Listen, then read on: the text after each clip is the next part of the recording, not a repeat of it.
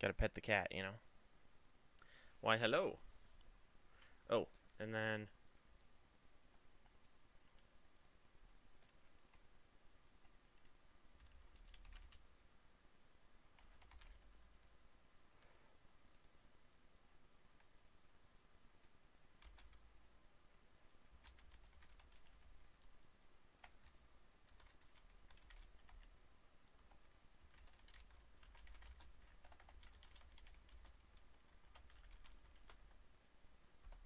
there. Sorry, I was getting my streaming thingy announced so that it's like, yes, I am streaming. You know. Lol, plant potatoes for the motherland. Plant potatoes? I've already done that. I've done a lot of potatoes in my day. This is a very established farm where... Oh, hang on. Every game I play, I have to be in a slightly different spot. Do you like how short my hair is? My hair is very short right now. But anyway, this is my house. Let's get that gem and put it in there. So this is a very, very established farm. I haven't done... There's a ton of things I haven't done yet, just for the simple fact of I don't know what they are yet. An auto grabber. I already have one of those. She's like, I love it how he shows off his ore. He does. He really does. He's like, how's your ore doing today, you know? Alrighty. Oh, just an FYI. This chest is rated at approximately 3 million. What's in this chest, or in this chest right now, is worth about 3 million. That's an expensive chest. But I want to do... I have to find all of them. See, there's a handful of potatoes there. I don't think I can do blueberry jam. Or can I? I need to look that up. Oh, hang on. I gotta go. Yeah, I gotta go say hi to Snidely the cat. Okay. So we need these in here. That looks good. Kitty! Oh, hang on. Pause. Let's go. Jam. I have the Stardew wiki on the side here. Alright, jellies and pickles can be produced either fruit or vegetable in a preserve jar, respectively. Jelly is any fruit, 2 to 3 days, 2 to 3 base the fruit price plus 50. But it becomes an inedible at that point. So in theory, I can use my low-grade crops and do that with it. Not enough potatoes to supply the motherland's war effort. This could be true. This could be true. Kitty! Oh my gosh. Well, that's weird. I blinked and the cat was gone. But anyway. Yeah. Any vegetable will give you pickles. And it's 2 times the base fruit price. So let's go fruit. What is categorized as fruit? Apple, apricots, blueberries. Blueberries are on here. Okay. So it'd be double the base value.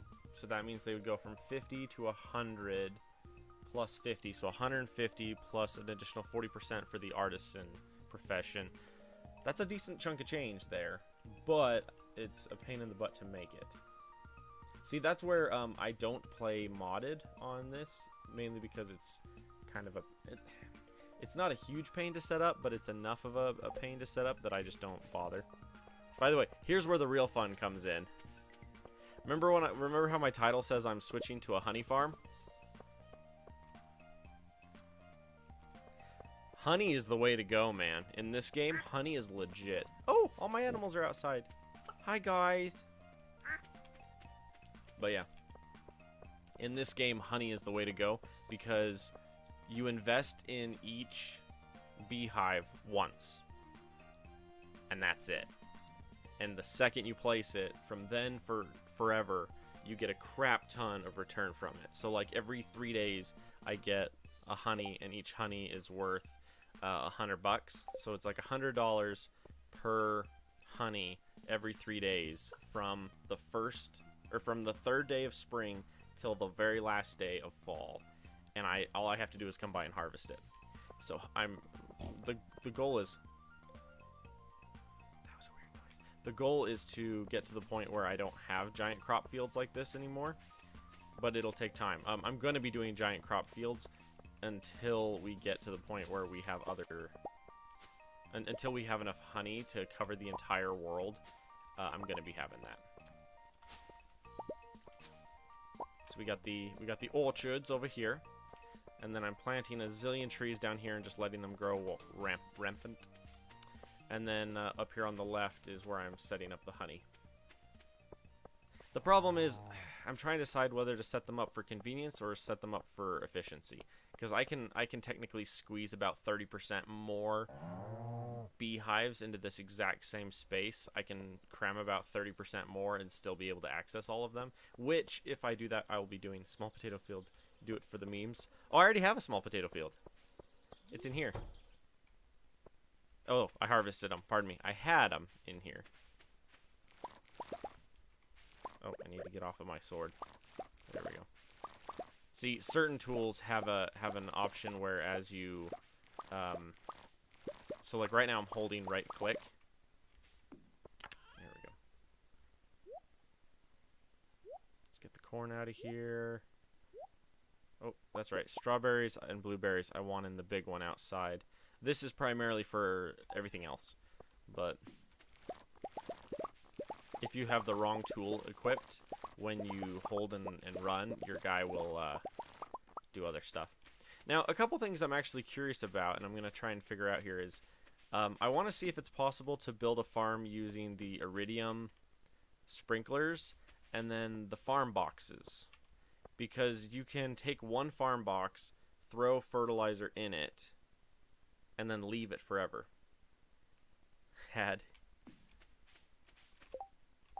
Well, if you look, they're in here, actually. I have potatoes right here. I got potatoes. Oh, and then the rest I sold. See, and then there's 2 potato seeds there. But, yeah.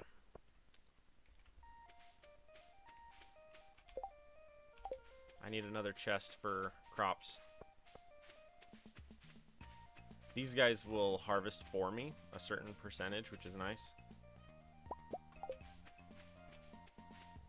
It was funny, though, because the one day it was raining, so I wake up and I come outside and it's raining and all the crops are ready to be harvested. And so none of those guys harvested any of my crops. Use that small 2x2. You're talking about in the garden thingy? I can do something like that. I just gotta...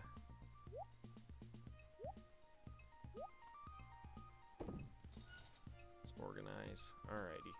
Mushrooms do not belong in here, although those are ready to sell. See, and then I've got more potatoes there. And then I got a crap ton of wild honey. So I gotta go. Oh, you're good, man. It was great having you here for a second. The real secret is in here, where we take our... You trust I will do the right thing. Potatoes for the motherland, man. The question is, whose motherland? Whose motherland are we talking about? There we go. The goal is to get that building designed where it'll be crammed full of kegs, and I'll be able to do a massive mead thing. Because each mead is worth 280. See, I'm up to 1,000 mead. Those are 280 apiece. What I'm going to do is I'm going to just do the whole game for this entire year. And then at the end of the year, I'm going to sell everything all at once and see what our output is. Yeah, trying to build some of these. Alright, I need more beehives. I need wood. Oh, let's check on over here real quick. Nothing. Yeah, I was planting a bunch of those trees to try and collect as much sap as I could. Pardon me, hiccups.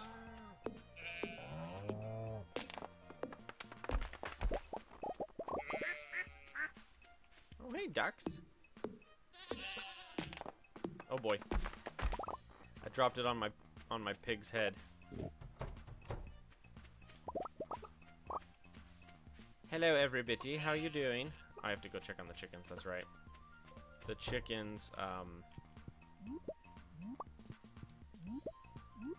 the auto-gatherer doesn't work for the chicken coop for some reason. Which makes it kind of annoying.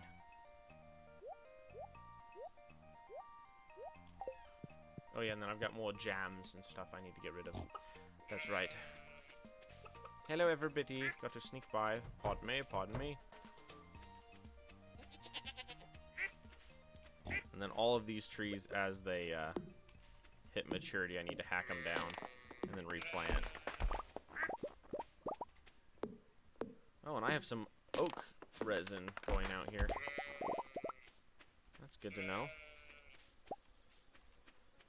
See, now I have to... So, I just barely started playing this game again. I haven't played it in a really long time. So now I have to go look and see what the oak resin was for. Because I have it, I just don't know why.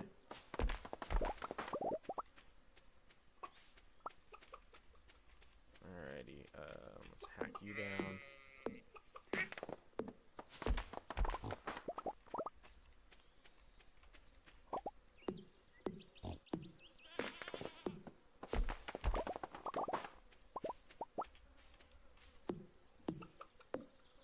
It's nice though, because like I have all these trees, and I just kind of like, there is still a large chunk of my farm which just grows rampant, and that's the part down here, and I just let it go, and as it grows rampant, what are we up to? 240. Nice. 5 more bee houses. What do I need for more? Still just wood. Cool. It's because I have 3 more maple syrup. Oh.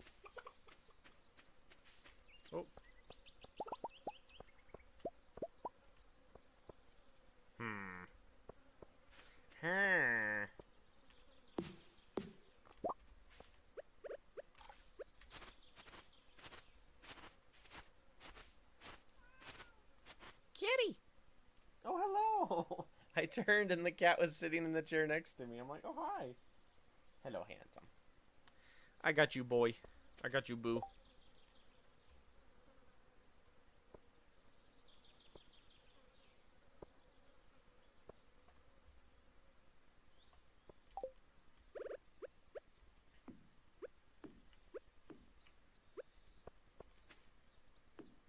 Oh. I didn't know I could place it on that little piece there. That's good. That'll free up a little more space. Oh, I was gonna put more up here too. Oops. See, this is how I discovered that I can cram them much closer together. Because as long as there's some way to reach the back corner, you can set it up where they all just touch. So like and what I might do is this winter, I might hack this whole thing down and then rebuild it from the ground up. It would have a lot more space. It'd be a lot tighter. It would eliminate one of the walkways. Every other walkway or whatever would be basically eliminated. And then filled with honey. But I have to like tear it all up and redo it.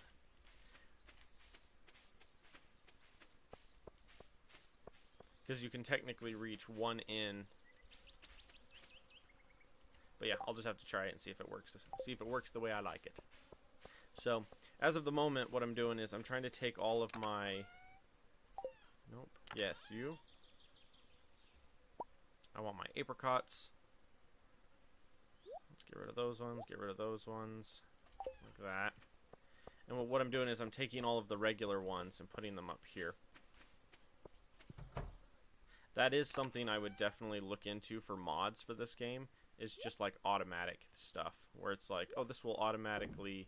Like, to be able to set up a room and have a machine in the middle that just automatically runs and collects everything for that entire room would be super, super cool.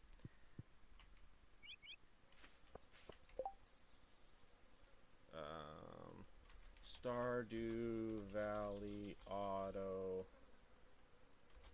Harvest.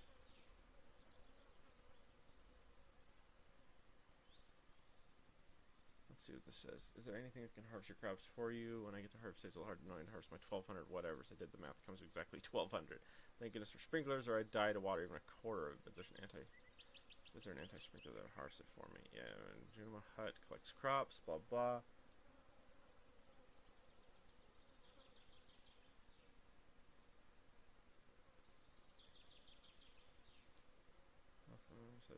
Doing my own thing now. We're farming for 12 cranberries. Everything they make lots of money. You can just buy a JoJo membership. The community center turns into JoJo warehouse, and you just pay gold to finish the bundles instead of collecting all this stuff for the community. Blah blah. I think I'd rather go on a scavenger hunt, throwing money at people who charge more for seeds. No thanks. Just be careful. If you place your hunt near fully grown flowers, they'll harvest those too. So if you have some planted near your beehives, just beware that could happen. And they won't harvest in the rain, right? Stardew Valley auto.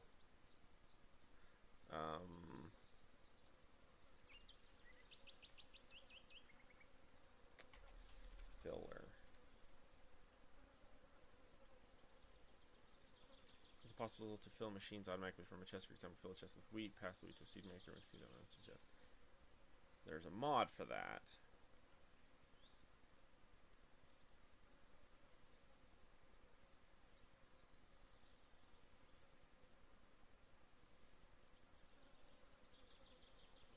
Let's see here. I want to do that. I want to do that too. Oh, nice. I'm looking at somebody's farm here.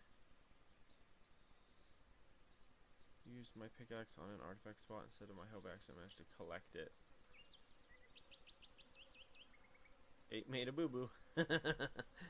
That's funny. Alright, so this guy's got the iridiums going like mad. Okay.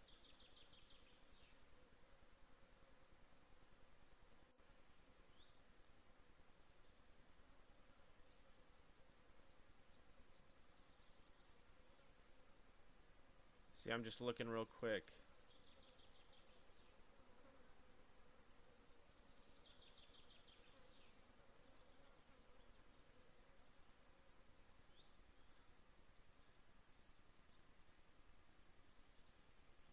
A meteorite tried to take out my cows last night.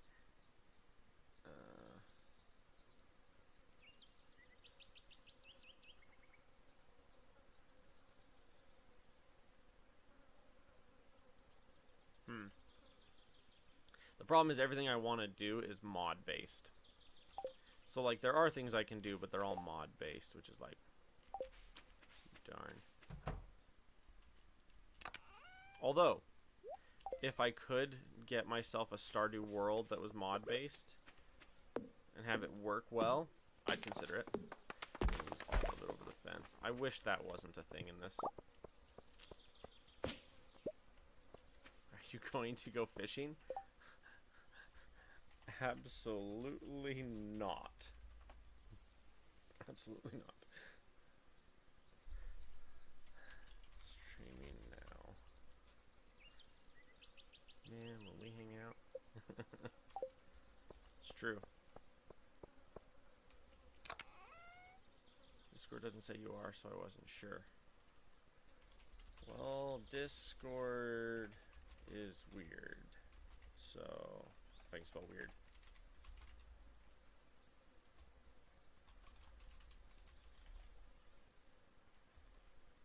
Hashtag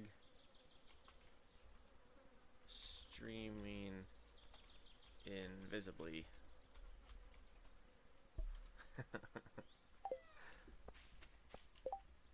I got this on my Switch, and now I'm trying to decide. It says you're hosting something.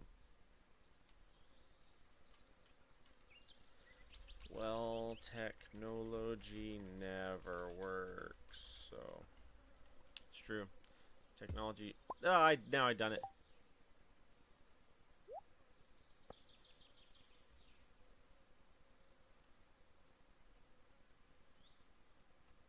Oh, I am streaming on YouTube and Facebook. Not Twitch. At least not until I can get. Ah, see.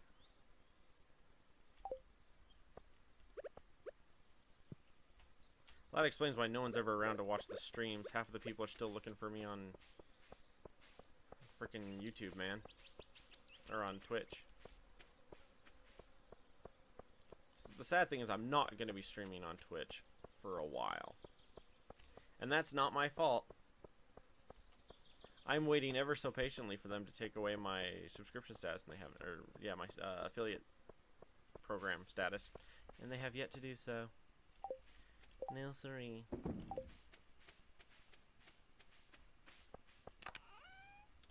Dump that, dump that, dump that. Oh, I need to get like 3 more chests and just grab everything that I'm selling and just cram it around here. But yeah. Owie. It's getting late. See, what I did was I took my, Hey man, just got off work. How you been? I am doing great, Nate. How about you, good sir? I am doing rather well. Just streaming me some Stardew.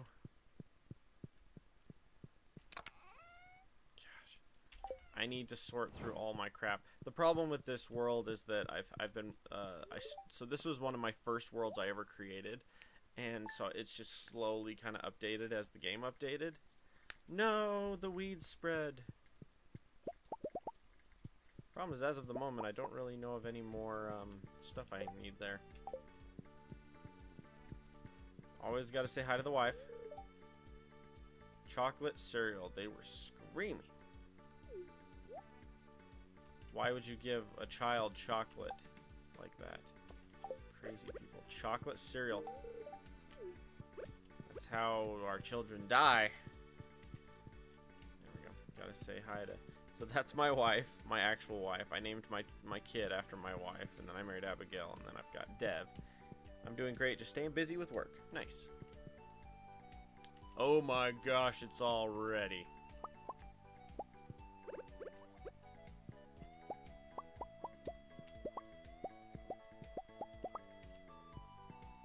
This is cranberry wine. Oh my gosh. 33 cranberry wine. Purple. Or whatever it's called. See, now I gotta go figure out what my next project's gonna be. Oh my goodness, it's blueberry season. Alright. So let's dump the artisan blueberry wine. And we're gonna grab some cranberry wine and turn around and throw that back in.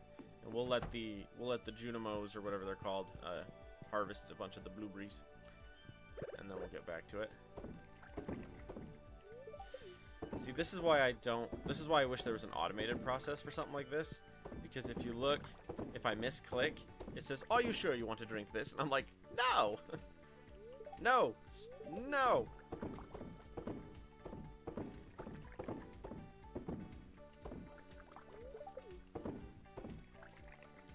You monster. There. It only takes a month! It's ridiculous. It takes so long. Oh, the Junimos are still happily doing their thing up here.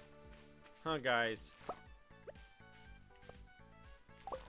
I'll just let them harvest for a while. Oh!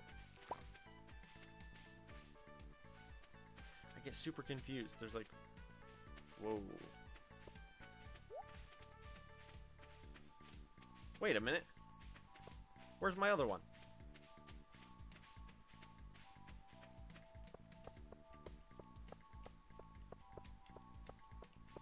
Is it perfectly behind this tree? It is. Look. Oh, that's funny. I was like, my Junimo thing is gone.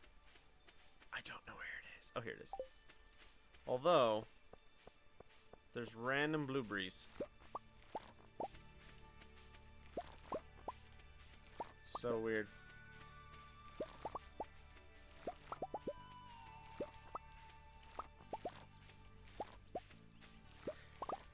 Yeah, I just wish there was an automatic way to process certain things. Having to manually do a lot of it is very slow. Like if I could set up like an automatic feeder that would just feed like my artisan stuff into. There we go. Bless your heart, Junimos, but you guys are slow. Like you'll harvest for me, woohoo, but you're taking forever to do so. Alrighty.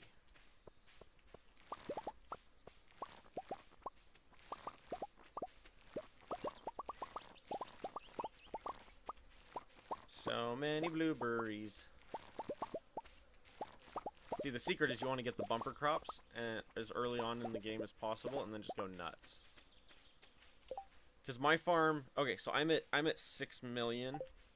I'm on summer of year 5, and I'm at 6 million. But the actual value of my farm is probably closer to 20 million, if you take into account everything that I've made. So, like, for example, let's say you took 100% of everything that I have, broke it down to its most base material, and then took it over and sold it for the same price it would have cost to buy the entire thing. And it's my farm is probably worth about 20 million. And I'm doing the math in my head, and that sounds about right. Because about 2 or 3 rows of this is about 3 million. So that's like 1, 2, 2.5, 3 million just here. And then just in my crops right now, I'm sitting at about 3 million. So I've got about 6 million between just my honey and that, and then all of this if you bought it in seeds, plus everything else that I have collected. It's a lot of money. What I'm gonna do is at the end of this year in game, I'm gonna do a purge and sell like everything, like absolutely everything that I have, because I have so much crap. This one is not worth a whole lot. This chest, it's worth a decent chunk of change, but not a ton. I did the math on this one. This one is approximately 2.5, 3 million-ish, if I remember right. About 3 million in that chest. Is that right, or is it? I did the math with Bug. Bug was here, and we did it, or we did the math on it, and like just the strawberries and blueberries and everything, it's like this one stack of 999 is 500,000, and then this stack of whatever is like 500,000. So it's like in like 3 stacks in that chest, it's like 1 million. All right, so those ones are going. The hard part is trying to fill a lot of these buildings, trying to get them full. Is a super pain in the butt. The hardest part is trying to maximize your profits when there's no automation system in the game. And so that's where I'm going from a standard crop farm, which is this, and I'm upgrading to a honey farm, which is this. Because honey, you start the game, if you stay from like sun up to sundown every 3 to 4 days, you get a crop of honey, and it's a crap ton of honey. Each honey's worth $100, and then with artisan, it's $140 per thing of honey. And the idea is that instead of having to babysit the crops throughout the year and like make sure I have scarecrows and make sure I have the sprinklers and make sure that I throw down all the stuff, you know, throw down the fertilizer, throw down everything. Instead of having to do that, once you build it and establish your farm and it's like honey, you just leave it. And you just harvest it every 3 or 4 days, and that's it. What do I got here? Get the sap out of here. Yeah, I want to do a massive purge. Partly just because there's so much crap that I never use. Like a bunch of this, the magnet rings and stuff, I can't even use. I have to take it somewhere else. So I hate to ask this, but what are the main objectives for this game? So this is a Harvest Moon style-esque game. Basically, you're a kid that worked in the city for the big industrial authority. In other words, you worked for some big company, and your character is basically just like, I'm dying in the city, I can't stand it. And so you quit your job in the city, you move to the country, and your grandfather left you this farm. And so you come in and You start with nothing, literally nothing, just a house and a bunch of dead ground, and you whoop, let's get me on this one. But anyway, so basically you show up, and then you start from scratch, and you just play. Like you have so much time a season, you have so much time a day, you have so much energy a day. As you play, you unlock things that increase your energy and stuff, which is cool. I'm coming down to check and see. Yeah, here we go. Get some old maple syrup. This orchard here is a great place to, if you put a tapper on every single tree here, which I haven't yet, but if you put a tapper on every single tree here and then just swing by every 10 days, it's worth a lot of, like, it's a good mix of all of the main syrup types that you can harvest. And so you just show up and harvest it every so often. And then, like, I use the maple syrup to make my beehives. It takes 1 maple syrup per beehive, so it's a very slow process if you think about it. Every 10 days, I get another syrup from each tree that I have that's producing syrup. The problem is I need to make a crap ton of tappers and tap every single tree across the entire game that I can for that resource. Hey, bro, I got a present for you. Here you go. Yes, Mr. Elliot, let's talk. I've been counting some beautiful shells in front of my house. I would imagine they're quite valuable. This is true. This is true, because I come steal them all the time. The amount of time I spend scrounging shells on his front lawn, I'm like, don't mind me, because they're mine now. Ah, yes. Oh. Penny. No, Penny, come back. Hey, hey. Well, I'm trying to save money for my tutoring job, but it's hard work with my mother out of work. It's true. I spent $500,000 on her and her mom. Because when you first start the game, her and her mom live in a trailer, and the mom's an out-of-work alcoholic. And so they have a trailer right here. Notice there's still alcohol everywhere. But now they have a full house instead of a camper. They have a full house because you can buy it for them. And then you can choose whether or not to let them know it was you who gave it to them. Come here, kid.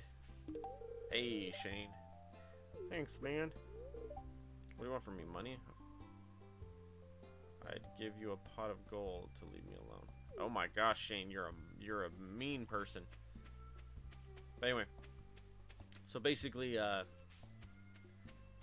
there's a lot of like mini quests that you can do. You can find things for people and deliver crops to people and stuff, and which is pretty cool. Wow, I have not been down here in a while.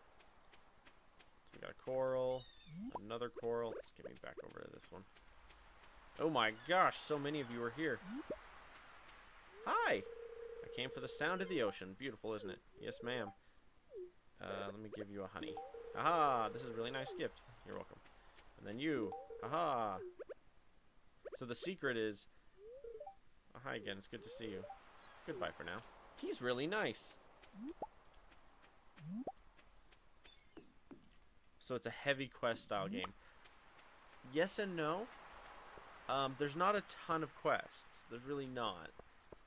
A lot of it just happens as a byproduct of you playing. So, like, for example, there are certain events that happen with each person in the town as you get to know them better. So, like, if you get to them, if you make a, like, for example, I already talked to him, so I can't show you. Here, let me, social, here we go. Okay, so if you look here, there's hearts for all the different people in the town, and as you talk to people and give them gifts, you befriend them, right? And so as you talk to them and gift them more, their hearts fill up. The more hearts they get, the more interactions happen. So the things they say to you change based on how well you know them. And when you hit certain things, certain like thresholds with each character, you'll have an event happen when you do go somewhere specific. So like if you go to the caves at between 9 and 12 and you go to the entryway and you're at like a 6 heart with so and so, then all of a sudden there'll be a cutscene and you'll have like some special interaction with that person. and then typically they'll ask you a question or they'll give you a moral dilemma, and then you help them solve it. And if you help them solve it, it either increases your relationship with them or decreases your relationship with them. So, and it's funny because half the time it pops up and I go, ah, and I turn to the wiki and I'm like, what do I say? Because it's like one will have a good outcome, one will have a bad outcome, and then there's usually one or two with neutral outcomes where nothing good nor bad happens. But anyway, also as you get them higher and higher, once they hit max hearts, they lock in at max hearts and they stop going down. The only person that goes down is your wife. You have to gift and be nice to your wife no matter what to keep her happy. Everybody else in the game, by the way, Sid played in this world with me for a little bit, but anyway, so everybody else in the game, when they hit max hearts, then they stop. Also, when they're at max hearts or even just partial hearts, if someone really likes you as a friend, like, so let's say I become really really good friends with, a really good example is Demetrius. If you become really really good friends with Demetrius, like let's say I max out Demetrius, right?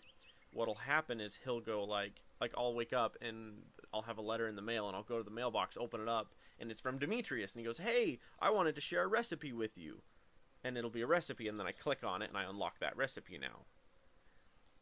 Or like, for example, another one is Clint. Clint's another good one. You max Clint out, and like a couple times a week you'll open your mailbox and Clint's like, hey, I found this thing for you, and he gives you something good, some good item or some good resource, which is typically there's a monetary value to it, where it's like either they'll give you food, which are good for like if you're down in the mines. Oh, speak of the devil. Hi, Clint. This is a fun gift. Thanks. Yes, I understand. And you have to pay me a fee, of course. The idea is every time you talk to people, you increase their opinion of you. And then that's where the interactions start to get bigger and bigger. And then the quests typically are not super consequential. That's the one thing that's interesting about this game, is there's not a lot of heavy consequences to it. Like you can pretty much be a jerk the entire time, and it does not negatively affect your gameplay. Not really. It's like if you do nothing for anyone the entire game, you will hit at the bare minimum for the game and win the game. But if you are nice to people, then the quality of the game goes up. So it's reverse. It's like the more you invest into the people in the game, the better things happen to you as you play. Okay, so we got Flint in here. Pam, here you go. You did good with this one, kid. She's up to red. I don't know what that means. Is that good or bad? Hey Gus, give me another round. Hey, this is the alcoholic mother. Hey, please relax and enjoy yourself. And then I have to give you a blunk. Oh goodness, are you sure? You can bet your boots, I'm sure. Here you go. Hello there, Cag. I feel lazy today. The idea is, if you can max them out, get them all to max hearts or whatever, then they'll stay at max hearts. See, there's a thing right here, and I don't know what it is. Makes me wonder if it's Gus questline related. Now, something interesting is that there are certain people that you can't, like all of the characters, you can't go in their bedroom until you hit a certain level of hearts with them.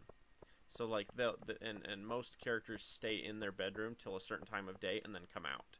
So like let's say you need to talk to someone, they might not come out of their room until 11 o'clock in the morning. Like they'll be awake, but they won't get out. They won't leave their room, and you can't enter their room until you're like 6 hearts or whatever with them. So that's where it gets fascinating, because it's like a lot of it is as you get higher and higher with the characters, you unlock more and more things you can do. See, I have glow rings, which is why I can see. Okay. Ooh, I'm a little stuttery there. Okay, and then this one has our shells in it, yeah?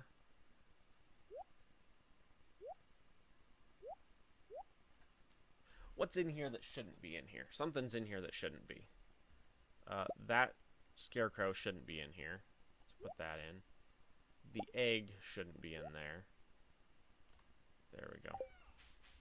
I have designated spots for a lot of this crap. Oh, yep, see? And Abigail's asleep.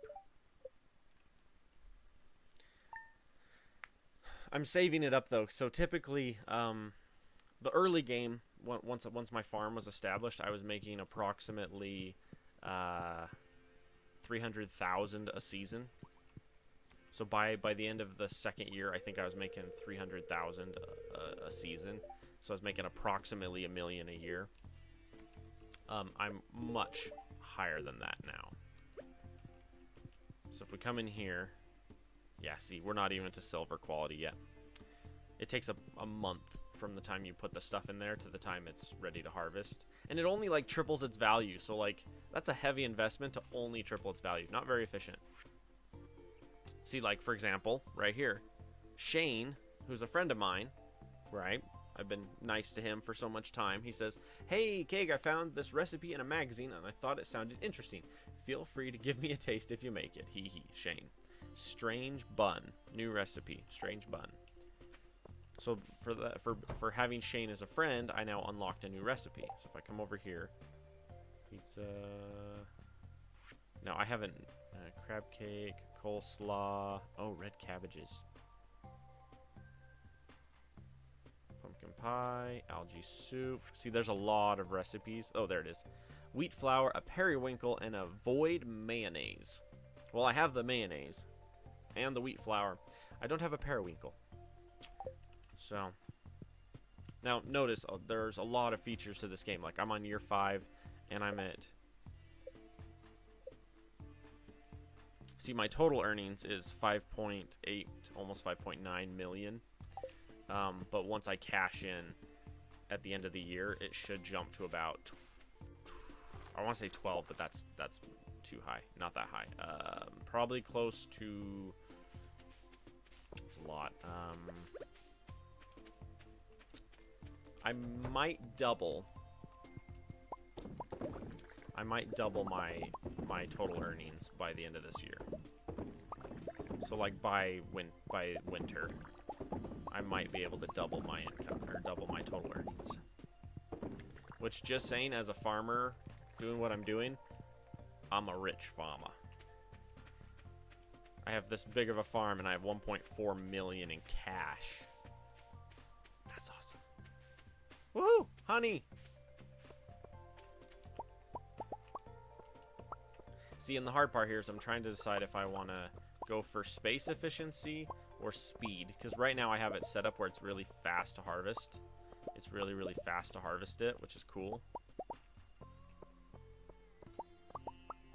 But I could fit probably another 15 to 30% in this area if I were to tighten it up.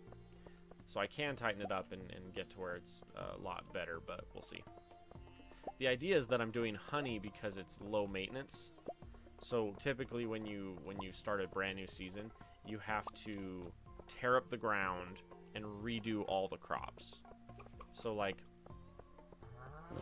my farm over here, I would have to come through and kill and scythe the entire area, re-fertilize the entire area, and then plant it. Okay.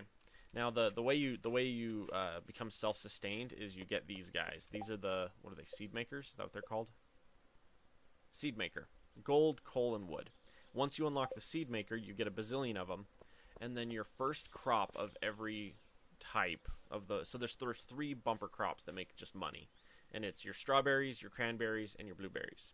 Those are the highest self-sustaining, self-yielding crops in the game. And that's how you make a crap ton of money, is by using those. What are we up to here? See, I'm up to 340 wild honey. Let me grab a calculator here real quick. Okay, so 340 times 140 equals, yeah, see, that's $50,000 in honey right there. That's 50K in honey. And then I don't know what the cranberry wine is worth at the moment. Mead. Whoop, clear. So it's 29 times 280 equals 8,000. So that's 8,000 mead and 50,000 honey right there. So like, it's a decent chunk of change that you acquire in this game. Like, it's a lot of money. Which is, and then the idea is I'm gonna just purge. So like, I'll empty my inventory completely and just grab this entire thing and dump 100% of it in to sell it on the last day of fall or the first day of winter. And then the same thing with this. I'll grab 100% of this and then dump it. And then I'll go through as many of these as I can and do the same thing. There are certain resources I want to keep. Everything else I want to sell. And it's just because a lot of this just takes up space. And I don't care for it, you know? There's only a certain price tag value to this stuff. And a lot of it I don't need to keep. The secret notes are kind of annoying because they're a puzzle map or a pirate map per se, where there's certain stuff you can get, and it's like, ooh, you found a whatever. But this late in the game, I don't know if they're even anything I would want. But anyway, so like you take like your back to the other thought. If you take like your cranberries or whatever and then run them through the seed makers, so you get up to 3 qualities, right? Potentially 4 of a crop. So all of your plain Jane regulars, you keep dumping them back into the seed makers until you have 1,000 seeds of it, and then you take 100% of everything for the rest of the year and then sell it. And so the idea is, instead of paying for the seeds, you get the seed makers, and then you become self-sustaining, and so you never pay money for seeds ever again. It's really funny. By the end of the second year, you never buy seeds ever again. Or if you do, it's for very specific products where you can't, where it's not cost effective to make the seeds. I think starfruit is one of those where the value of starfruit versus how many seeds you get, it's cheaper just to buy the seeds. Where they're bumper crops like these, where, like, for example, you'll harvest 1 bush and there's a potential to drop 3 or 4 of these are blueberries. I can get 3 or 4 blueberries from a single plant, so I can be like, ooh, I'll throw 3 plain Jane blueberries in for seeds, and then I have like a silver or gold, and I'll sell that one. And that way you're actually making money reprocessing your own seeds instead of the other way around.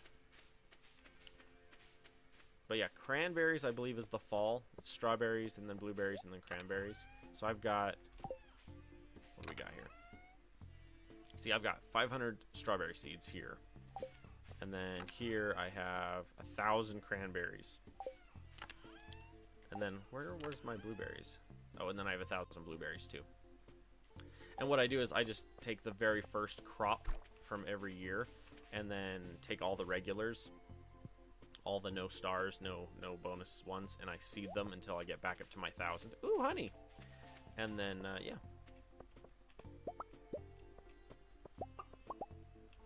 And that way you make sure you have enough for the next year. I don't know how I keep missing so much honey.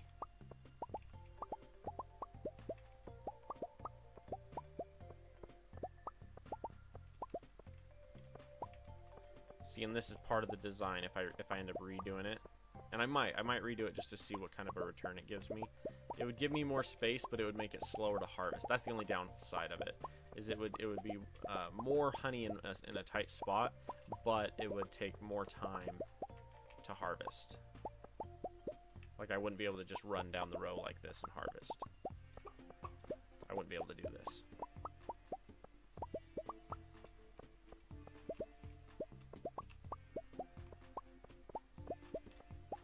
Whoop, missed one. But I mean, if you look here, so what did I say? Each, pause, clear my calculator. 140, because that's what honey is worth 140 a pop for me because I have the artisan upgrade. So 140 times 999, so that's 1 full stack, is $140,000.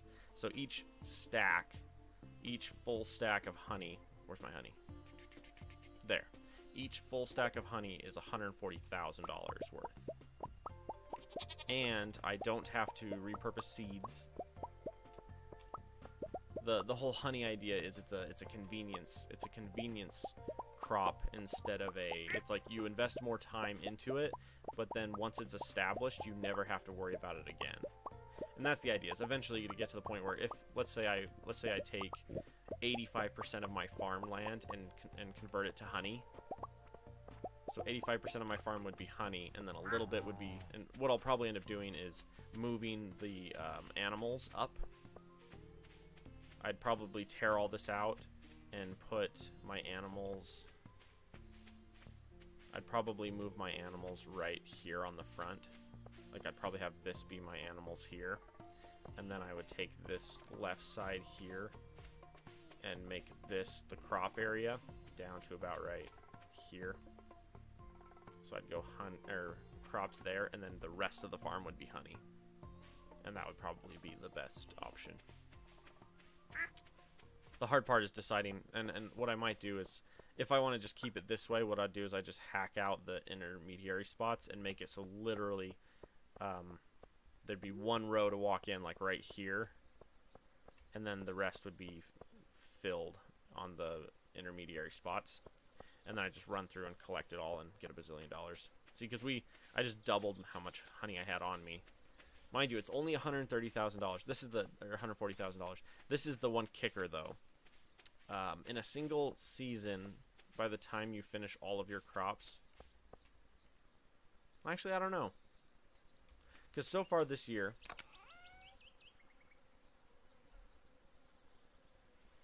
it's just shy of 300,000.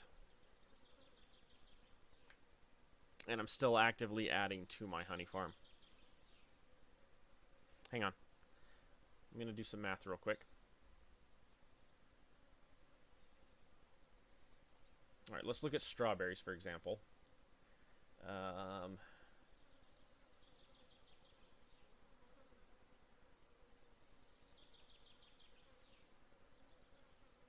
Gives 1 strawberry every 4 days with a random chance for extra strawberries.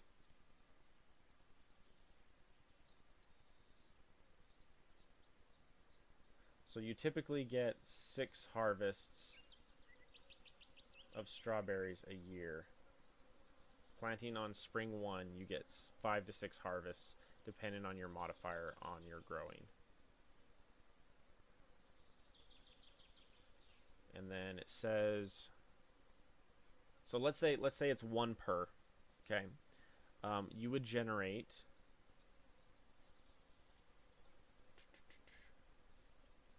I need to go to farming.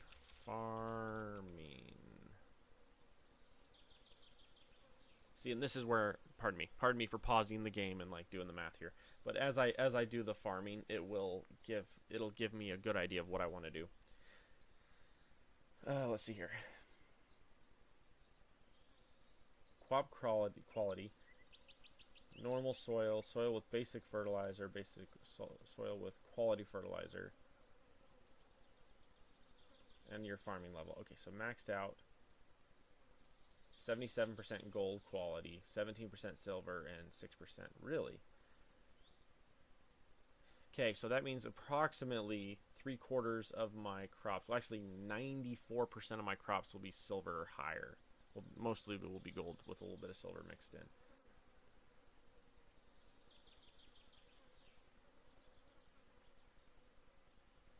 Trying to find the thingy.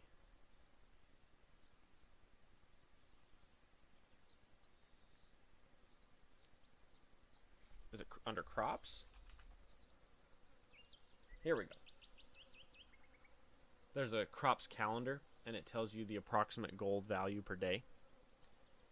And then, alright, and then I also want honey. So let's look at honey. So honey,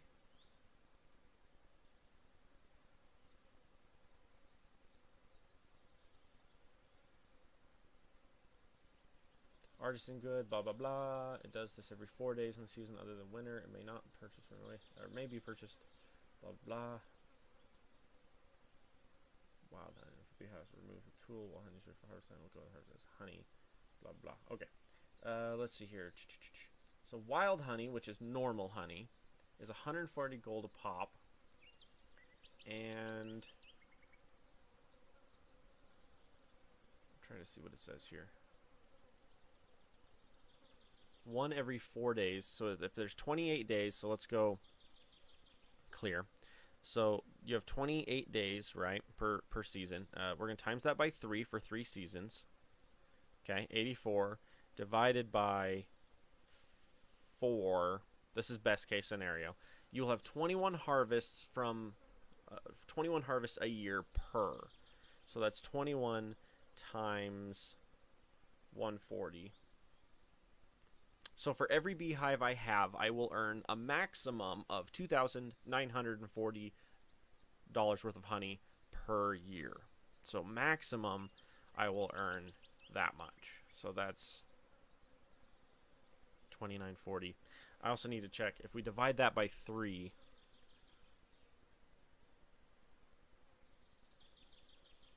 It's 1,000 a month. And so this is saying, so if we go crops,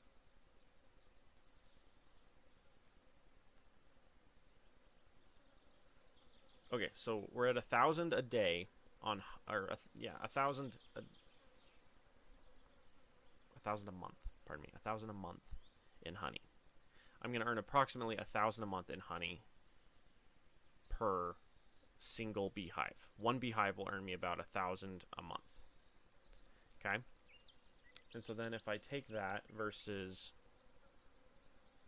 clear, so let's go strawberries. 20 gold per day, so that's 20 times 28 days. Wow.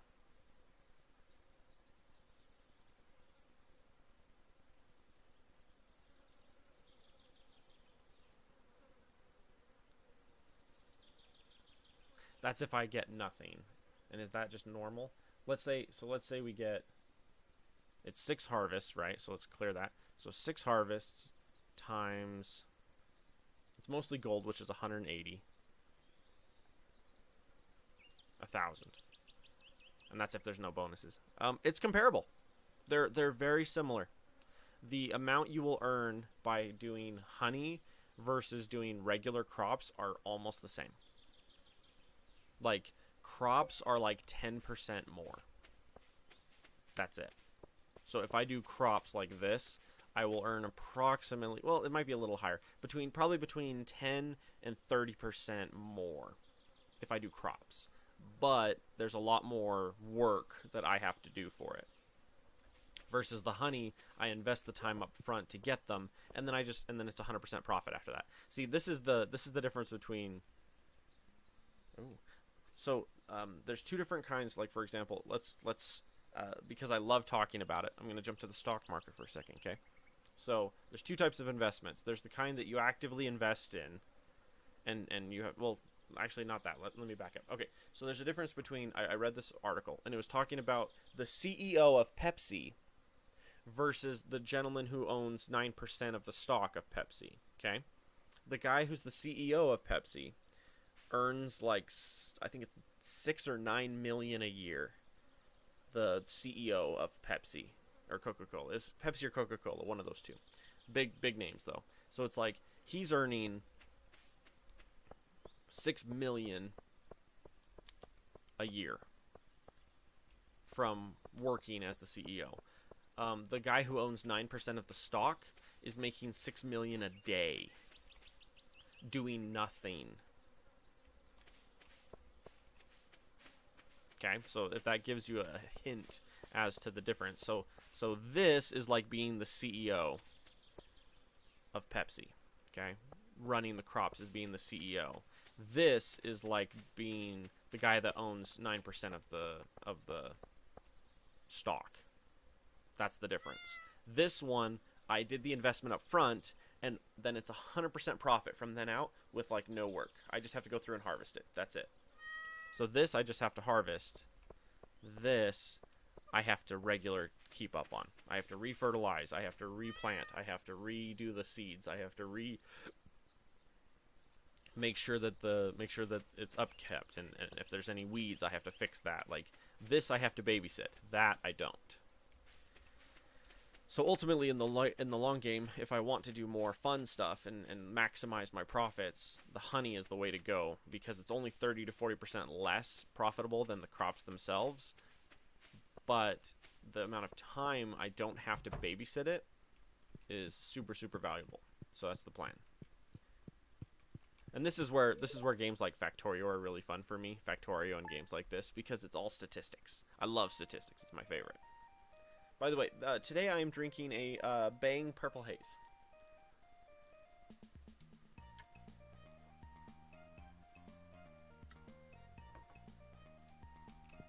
So I decided I want to start. Gotta talk to the wife. I don't mind your guinea pig one bit, sweetie. And I just want to give you a honey because I love you. And then I gotta go hug my kids. Gotta say hi to that. That's Devlin, and this is my wife. My wife. So that one's Devlin, that one's Afton. Oh. Harvest day. See, that one gave 2, that one gave 2, that one gave 2, that one gave 2. These are almost all giving 2. Okay, from that respect, the crops would be worth approximately 200% of what I would get from the honey. So, in that respect, with the blueberries, if you do get 2 every single time you harvest blueberries... Actually, hang on. Let me check out blueberries. They're worth less. They're only worth 75, but you get 2 at a time. Oh, but it's the same gold per day ratio. No, it's actually comparable. Yeah, the honey is comparable. Because you get 2 blueberries per harvest, or per... Oh, where's my mouse? There we go. Yeah, the honey is actually a good way to go. As long as you go with the artisan profession, it's worth it. Now, the whole working part with blueberries, if I'm going to be a worker with, not blueberries, honey, that's where this building comes in, where if I'm going to spend time, you know, if I'm going to take myself off of CEO, or off of investor status and back to CEO status, it's what I'm doing here because I have to come through. Mind you, I double the value of each one of these every time I do this. So now when they pop out, they go from being 140 to 280 value per. So the value is there, but the amount of time I spend upkeeping it went back up.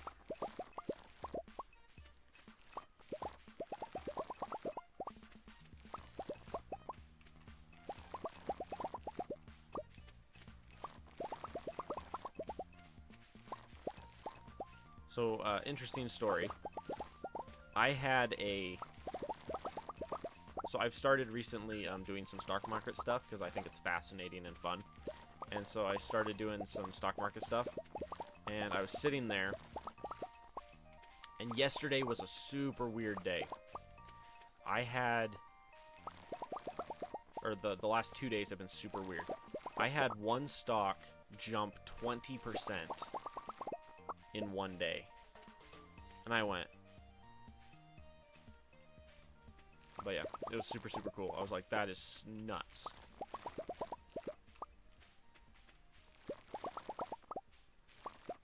Also, if anyone wants any amateur stock market advice, I've been dinking around on it because I think it's fascinating. And I want to get into that. I want to get into smart long-term investments and short-term investments, which are very valuable and ultimately benefit you.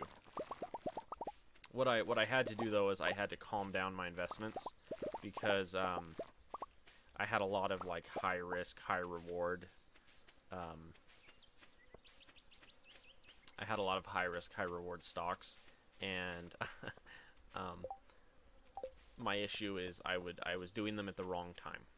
So like a lot of my high risk, high reward stocks, if I had done them 2 weeks earlier, I would have doubled my money. But I didn't do it at the right time, so I actually lost like 4% or whatever. And I was like, I need to stop and just be smarter. And I found a really smart thing to do with the stock market. I think, and I want to test it over the next year and see if it works. If it works, I should see about a, oh golly,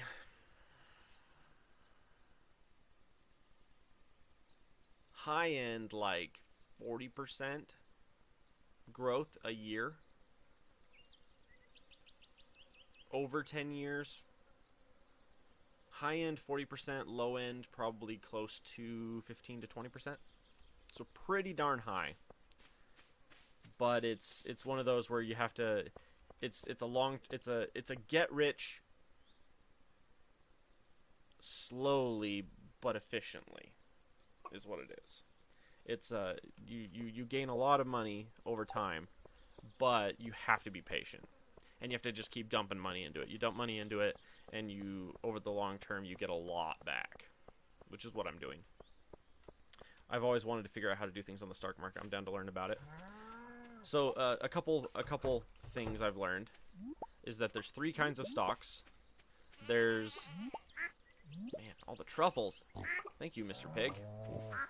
So there's basically 3 major types of stocks. There's the kind where I don't know what truffles are for. So there's 3 different kinds of stocks. The main ones are, you have the ones that they're long-term, high-reward stocks that you buy now and never touch for like 40 years. Okay? That's like Disney, Coca-Cola, Pepsi, Amazon, Apple, Microsoft, like those ones. Ones where they're really, really big companies, big stocks.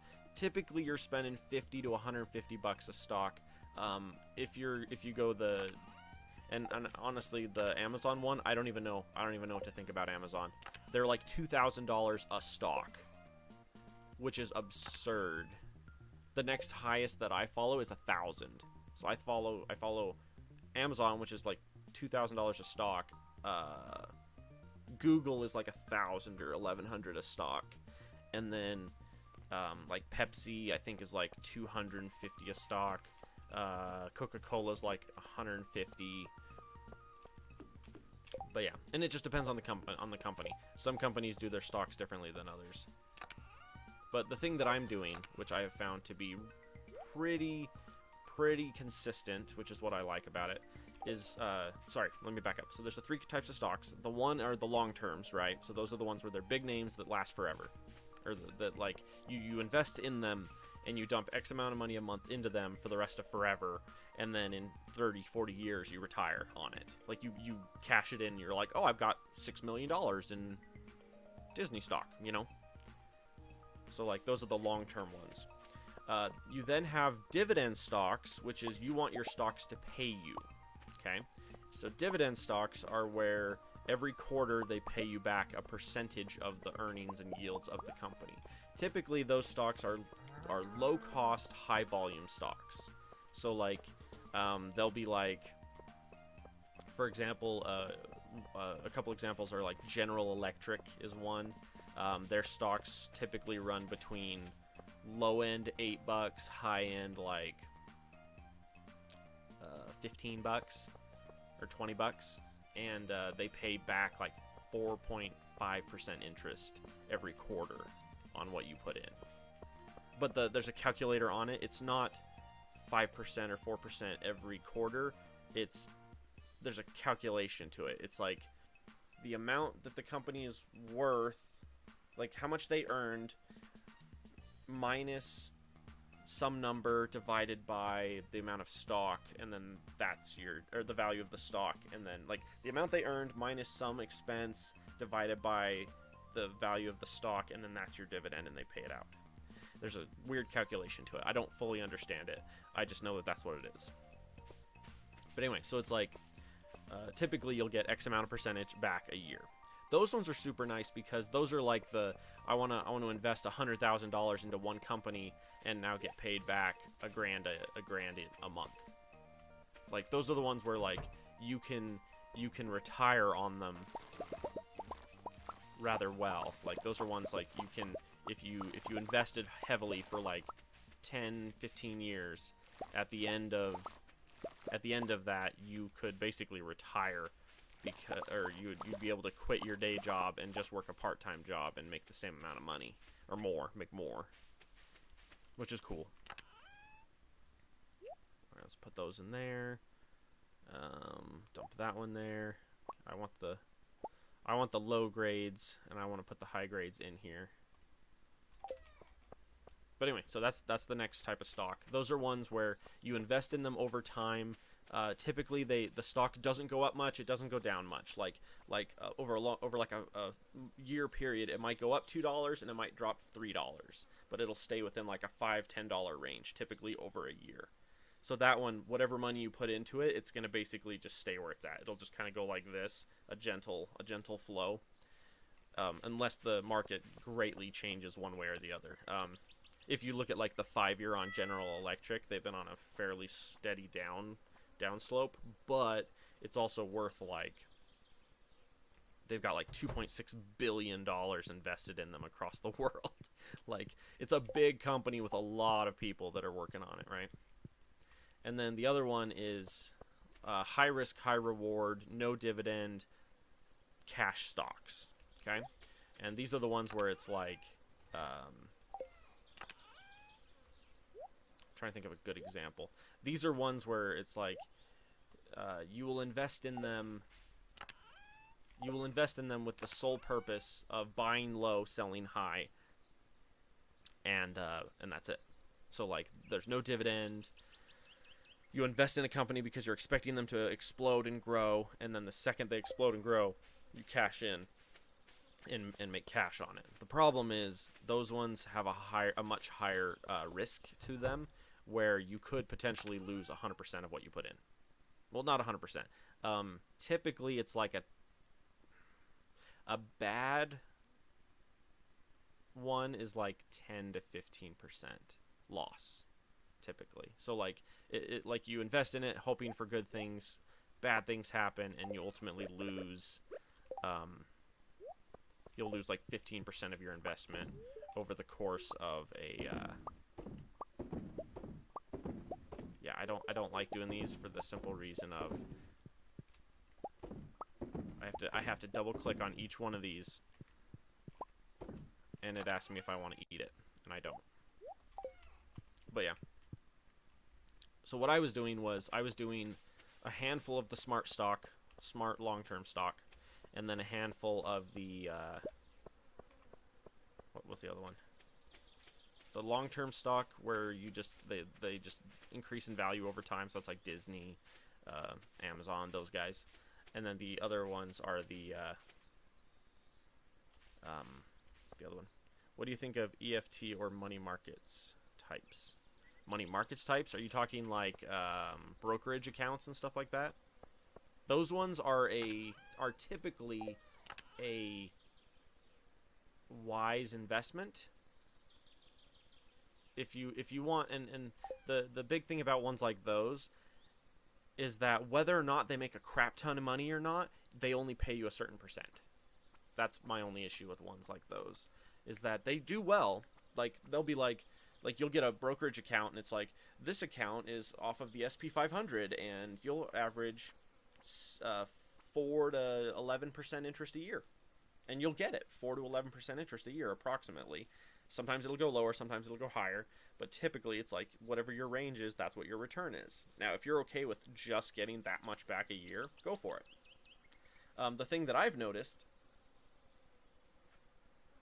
is ones like that, if you think about it, so let's say you put 10 grand in, over 10 years, that 10 grand will eventually become 20 grand.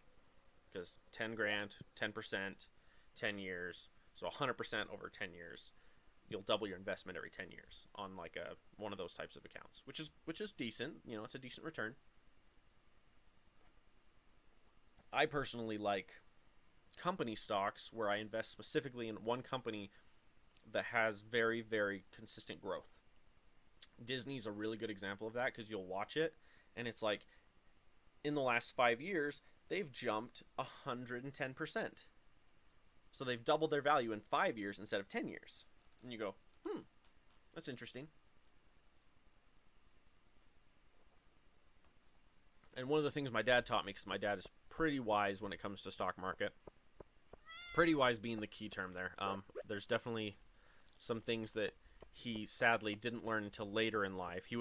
My mom and dad would have been a lot further if they had started a lot of this stuff earlier. The problem was, it was back. They're from the generation where you just believed, you just believed everything that people told you.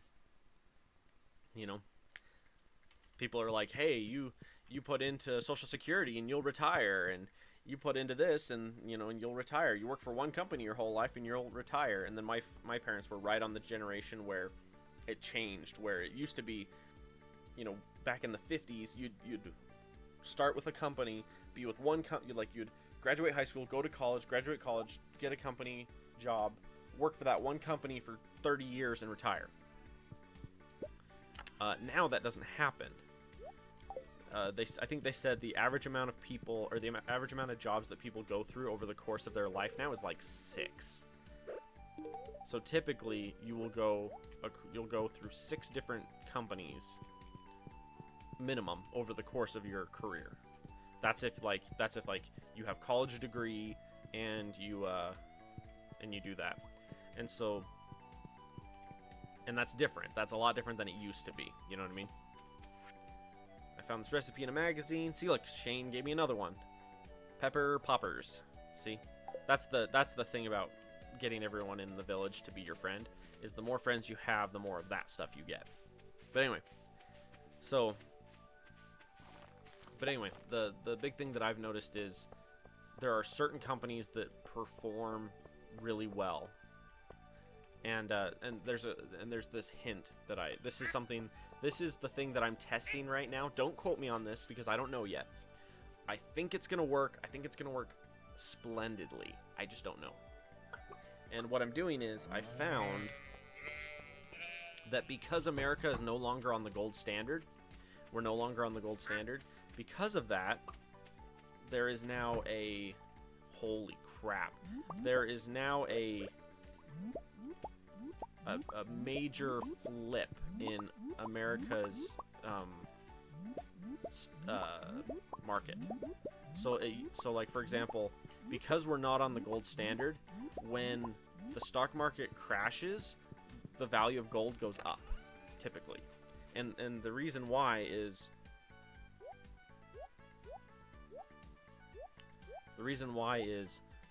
how do I sort?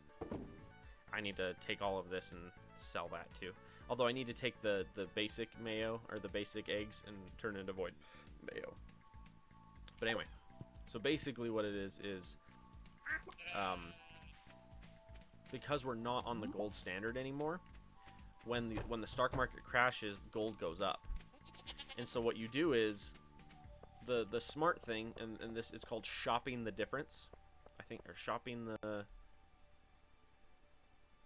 There's a term for it, and I don't remember what it's called. Basically, it's like, the way my dad explained it is, stock A is worth $10 a share, and you're putting $100 a month into stock A, right? So, like, it's $10 a stock, you have $100 or whatever, or it's $50 a stock, and you have $10, so you'll get 5 or 10 shares, right? And then let's say that share drops in price. You still do your $100, and so now the stock value is only like $40 or $8 a share, right? And you still dump the 100 into it, and so now you bought more shares at a lower price, and then let's say the price drops again, and then you drop another 100 on it, right? So it's like you drop another 100, and then over time that stock then recovers, and because you continue to buy as it went down, when it recovers, you're now further ahead than when you started. Like, if you had just, like, let's say you had so many shares and you sold it the second it started to go down, and then you waited for it to bottom out, and then you bought a whole bunch and then waited for it to recover, typically you'll earn more money and be safer by just buying it as it goes down and then just waiting for it to recover. You'll have a higher return than trying to do the sell right as it crashes and then buy it when it's at the bottom of the crash, because the problem is you don't know. Like, for a good example is I had a stock where I bought, and it went like this and started to dip, and I sold, and then it went right, and I went yes, and then I bought a bunch of it, and then it went over like this, and then went even further, and I went because it cost me like $20, and I was like, oh crap, I was like, I just lost $20 on my investment because I didn't wait. Like, I panic bought instead of smartly bought, right? And there are certain companies that I've found where, And it's the high risk part where like you'll be like, this is a smart company. Like for example, there was a stock that I found. If I had dumped say 10 grand into it 3 months ago, I would have tripled my investment in 3 months. Would have been cool, right? But I didn't know that, and I didn't have the money at the time, kind of a thing. So it's like I saw it and went, and so I bought into it late, and I still, the funny thing was I still got a pretty decent return off of it. But then I held on too long, and then the second the market crashed with it, I freaked out and sold it. And so I think I ended up losing like 20 bucks on that one. And then there was another one where I did something similar and lost like another 20 bucks. I lost like 40 bucks over the course of a month because I panicked when I shouldn't have. I panicked, sold, or when I shouldn't have. And what I found was there are smarter stocks, kind of like how Bitcoin stock. Bitcoin is actually fascinating because it is more independent. It's technically more independent than a lot of the other stocks or a lot of the other currencies because it's its own currency. And there are certain regulations on it and then certain not regulations on it. So it's like, it's risky where like you can earn money on it, you can also lose money on it. In the long run, like if you look at it over 5 years, oh my gosh, like 1,000% gain in the last 5 years. But there's been some really big crashes on it too. So, and that's where you have to be wise and you have to think about it. And the number one rule to the stock market is never invest any money you're not willing to lose. That's the number one thing. You cannot go in expecting a 100% win rate. You can't do that. It doesn't work. There's too many variables you don't know about and you don't have control over. And that's fine. That's part of the market. But what you do is you have to look at the market and make as smart and as educated of a decision as you can, and then stick with it. The old rule or whatever, there was a saying for it for forever, and the saying was ooh, I'm gonna go over to Robin's and buy some wood. I'm gonna go dump $1 bazillion into some wood. But anyway, the saying was you dump your money into your stocks and then you forget about it. And the reason why is if you watch it every single day, you'll lose your mind. Because like you'll have, like for example, I had one stock in one day go up 10%, down 20%, and then back up 5%. And I was like, you know, by the time I got done watching it, I was like, I don't know what just happened. And I had a stock yesterday that jumped 15%. And I went, holy freaking crap. And then it dropped. It went up 15% and then it dropped. I want to buy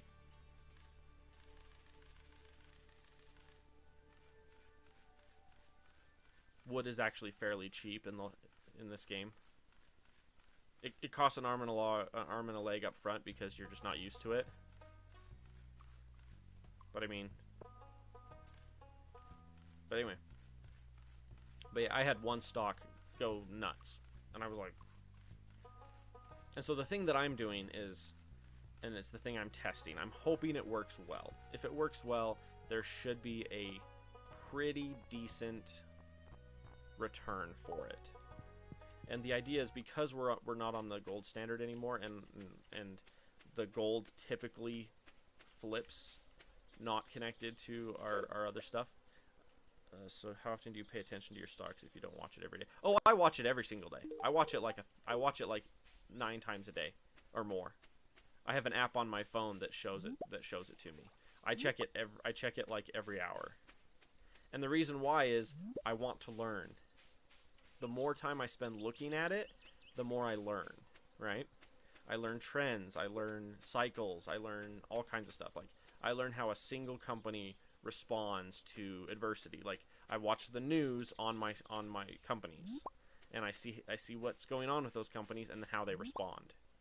and then see when they go up, see when they go down. Like there was one where it's like massive recall, and everyone went, and the stock didn't move at all. Like they had a it was Disney. They released a Toy Story 4 toy, and they had a recall on the toys, like 80,000 toys, and each toy was $10. So $800,000 in toys were recalled because of a faulty piece. The stock dropped by like 4 cents. $150 stock or $130 stock dropped by 4 cents when that happened. So I looked at it and went, okay. And then something else happened, and then they actually went up. And I went, And what I found was there are only certain types of scares for each company that actually cause a shift.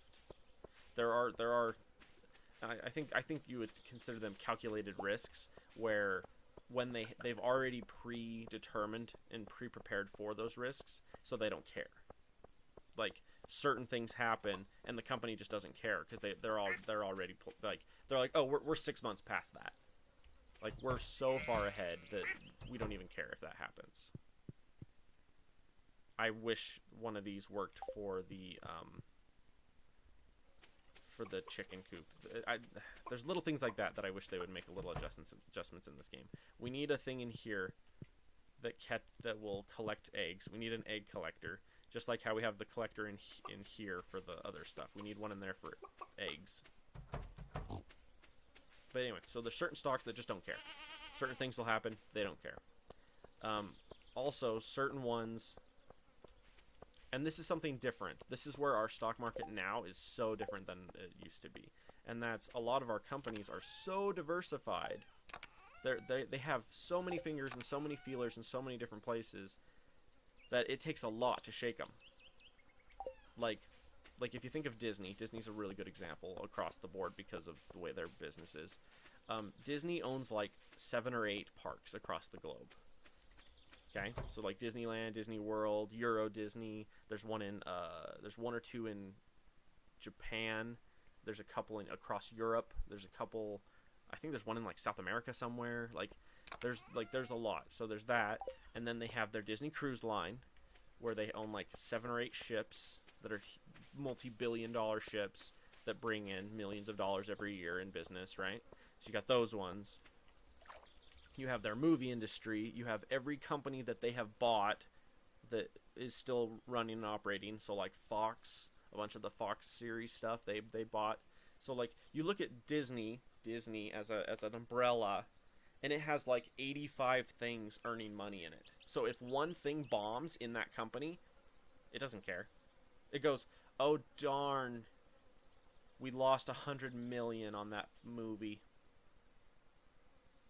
Oh well, and then they move on, you know. Now they're talking about doing a Disney streaming. Oh, I can't wait for the Disney streaming. I think it's brilliant. My little brother has a lot of mixed emotions about it for the simple fact of Disney owns like 40% of Hulu or something like that. And so he's like, they're going to shoot themselves in the foot with Hulu.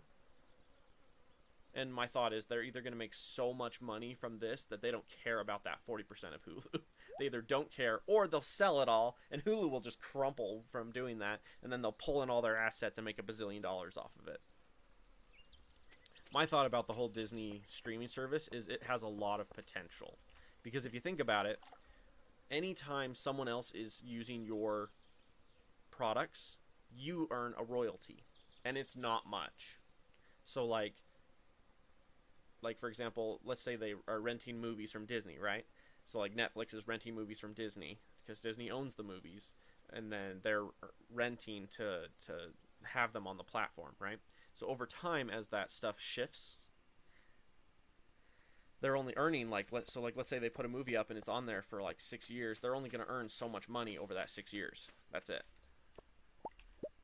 Because they're earning their royalty, and that's it. Whatever their royalty is, that's what they're earning, and that's it. No more, no less. If you own the streaming service, though,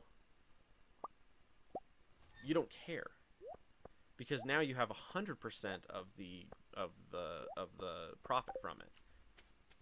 So if they run the streaming service themselves instead of letting other people rent it out, they'll make way more money. Because instead of having to pay out, or instead of having to pay out or like let the renters collect their fee on top of the films, it's now 100% profit to Disney for their own films, which they own anyway.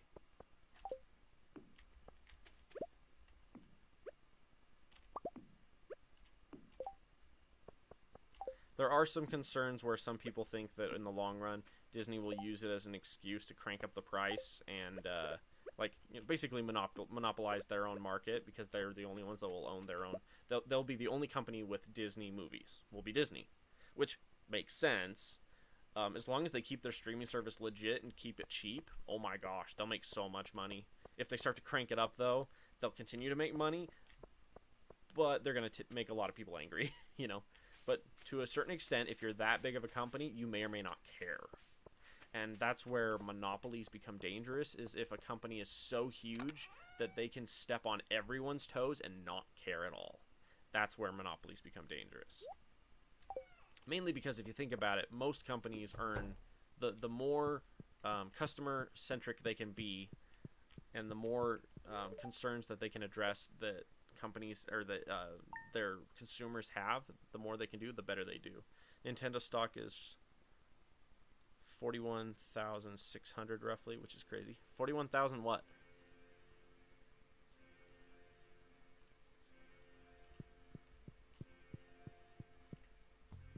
What am I at here? Hour and a half?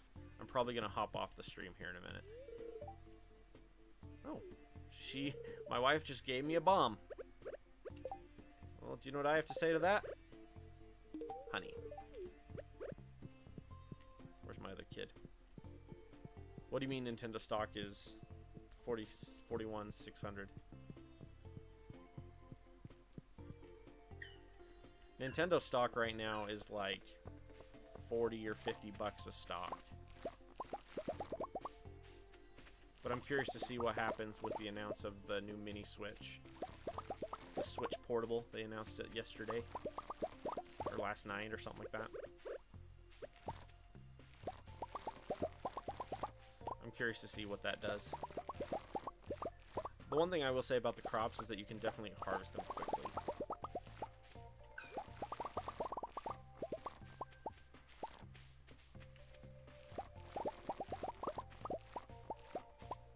But yeah, the thing that I'm testing with my stock, because I want to see if it works, and the idea is if gold is typically separate from the stock market, like it's almost backwards of the stock market, so like the better the economy is, the lower gold's value is, because we're not relying on the gold standard.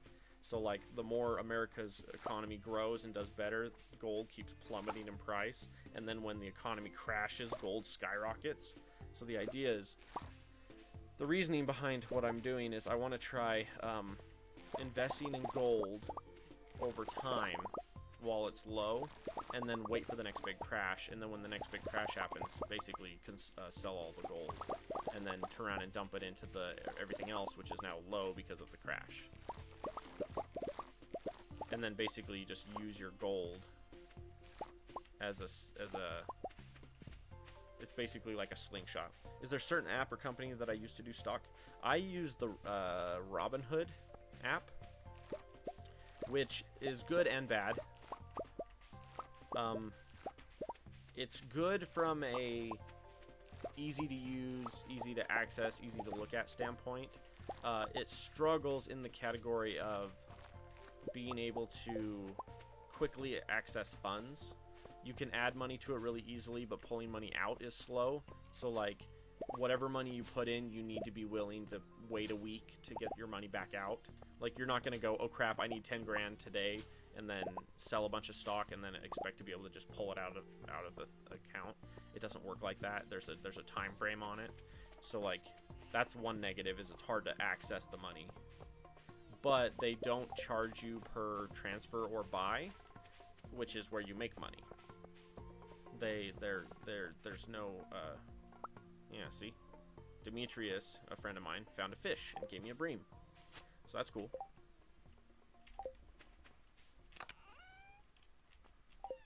And what I found is it's wise to play with it while it's like, if you're gonna do anything risky, do it with a little bit of money. And it's the simple fact of, don't ever put more money in than you're willing to lose. That whole factor. Like, you've got to be careful with it. You don't want to put too much in, or else it'll bite you in the foot. But it's as you go. So it's like there are ways you can do it and do just fine. There's a couple hints as to what to look for as you do it. Like a couple things I recommend is look and divide the company up based on its time frame. There are good companies that are in a bad place, or are actively going to a bad place. And so what I mean by that is, there are companies where, like, you'll go, oh yeah, this is a great company, I'm going to invest in it. You know, it's like Ford. I'm going to invest in Ford. And you look at Ford and it's like, oh, they're $9.50 a share and steadily going down. And you look at their 5-year and they've dropped by like 85% in the last 5 years. And you're like, I don't know if I want to get into that right now. But what I recommend looking at is compare the time frames of the companies against themselves. So it's like, this company has been struggling for the last 5 years, but in the last year, it's had nothing but growth. Typically, that's a pretty good sign. Typically. But there's no guarantee. That's the risk. It's the stock market. There is no guarantee it's going to be good or anything like that. But the main thing, and that's why they have what's called diversifying your portfolio, and that's you spread out your money so that all your eggs are not in one basket. So if one fails, you don't lose all of it. You know what I mean?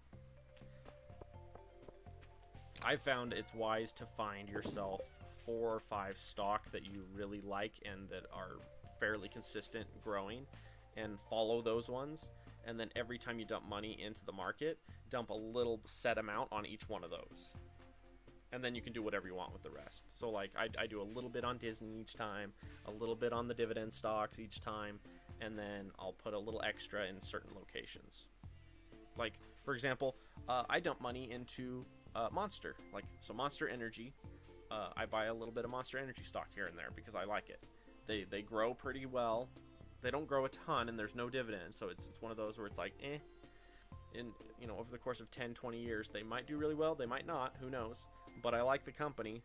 And one of the things that it talks about is invest in companies you like. Invest in companies that you use. Invest in companies that mean something to you. If you find companies that you can support, and then they grow and develop, you will feel better about that investment. Like, it'll mean more to you. The main thing is just be careful. Just be careful. Something that'll happen is there are stocks which are, and something to look out for, there are stocks that are very volatile. So in other words, on a single day, they will jump and drop by like 5 or 6% every single day. Oh my gosh, those stocks are so stressful. Because you'll get a beep on your phone and you look down and it's like, you're down.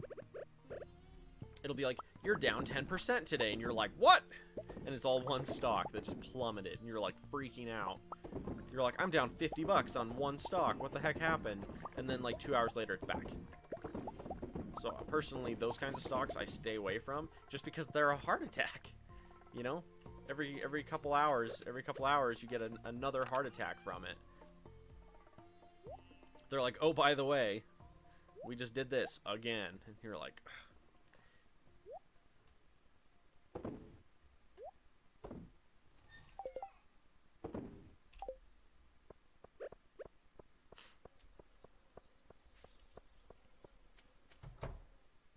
But yeah, there's like, if you get into like brokerage accounts and stuff like that, if you get them through the right company, they're very they're companies that they themselves are investing in, like the same investments they do for you or the same investments they do for themselves, kind of a thing. If you get the right brokers, they will absolutely watch your money. and do everything they can to grow your money, because they're also investing in the same stuff. They're not like investing themselves in good stuff and investing you in crappy stuff. Some of them are really, really good about the money and really good about what they do. So, like, you can find a company like that and have them do it for you. Personally, I prefer doing it myself just because I tend to have a much higher return. Like, holy crap, much higher return. My problem is I need to do more research just to find out some basics about it, like what is the average percentage increase a month for just your average Joe investing. I need to figure that out so that I can see whether I'm doing better or whether I'm doing worse, and see where I need to adjust. I do know that I'm doing pretty darn well, though. What I'm working on has jumped anywhere from, what's it called? The stuff that I've been doing has jumped anywhere from 6% in 2 or 3 weeks. Jumps a lot. Like, I think I'm up 3 or 4% in 1 week. But I don't know. I don't know what the average, you know, increase is. And that's where I don't know. I need to do more research and find out. Because I might be doing great, I might be doing horrible. I don't know.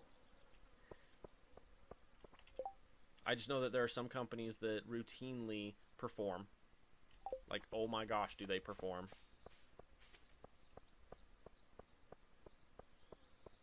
And the one thing my dad taught me is, if the stock market ever goes down or ever crashes, it's on sale.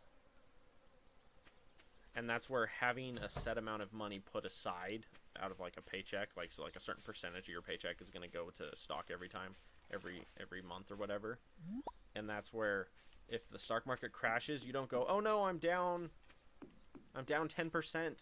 Like, let's say it's a big crash. "Oh no, I'm down 10%. What do I do?" Instead, you go, "Oh, the market's on sale. Cool." And then you go, "Let's see, which company do I want to get the most return off of?" See, and the funny part is I have one stock that I like where it routinely jumps about 1 to 2% a week, which is pretty darn good if you think about it. That's pretty darn good. I have one that jumps by like 1 to 2% a week, and then I have another stock that jumps by like 10 to 20% a week. But it's a lot more volatile, that one is. So, like, if that one crashes, that one is not afraid to crash hard. That's the one I saw it jump 20% in one day, and then drop by 15%, and then come back up by 5%. And I was like, holy crap. But it was just where, like, I got onto my thing, and I look, and I go, oh, I'm up by like 5% in, like, 1 hour. I'm like, what the heck happened? And then I got on like an hour later, and I had jumped even more. I jumped like another 5% in 1 hour, in another hour, and I'm like, what happened? Did someone die? Like, did something blow up? What's going on?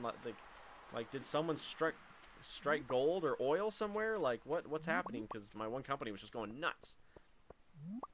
And then after a couple hours, it dropped back down. But it like. The line, like the little graph, the stock typically goes da da da da da da da because it's pretty erratic, but it is going up, and then it went whoosh, and then I was like, and then it came down, boom, and then it bounced along, and then went whoosh, back up again. I'm like, just watching a couple stock, I'm like, holy crap, like those ones are nuts. But yeah, the thing that I'm testing, and I hope that it works, is I want to counter invest. I want to invest into the market as it's doing well, just because that's smart. You know, it's wise to invest in things a certain, and the idea is to invest an amount, not a stock number. So like, whether stock is $10 a share or $150 a share, you dump the same amount of money in. That way, you catch extra when it's down. And then when it's high, you just buy a little less, and you're like, oh well. But in the long run, you end up with way more stock that way, and if it does continue to grow and perform, then it's worth a lot, and you're like, woohoo, you know, who cares? But yeah, it's a lot of fun. A lot of fun. And I'm just so I'm a statistical madman. Like, it's why I like games like this in Factorio, where I'm like, I'm going to build a base that can manage 10 million iron an hour. Or like 10 million a minute. And I'm like, yeah.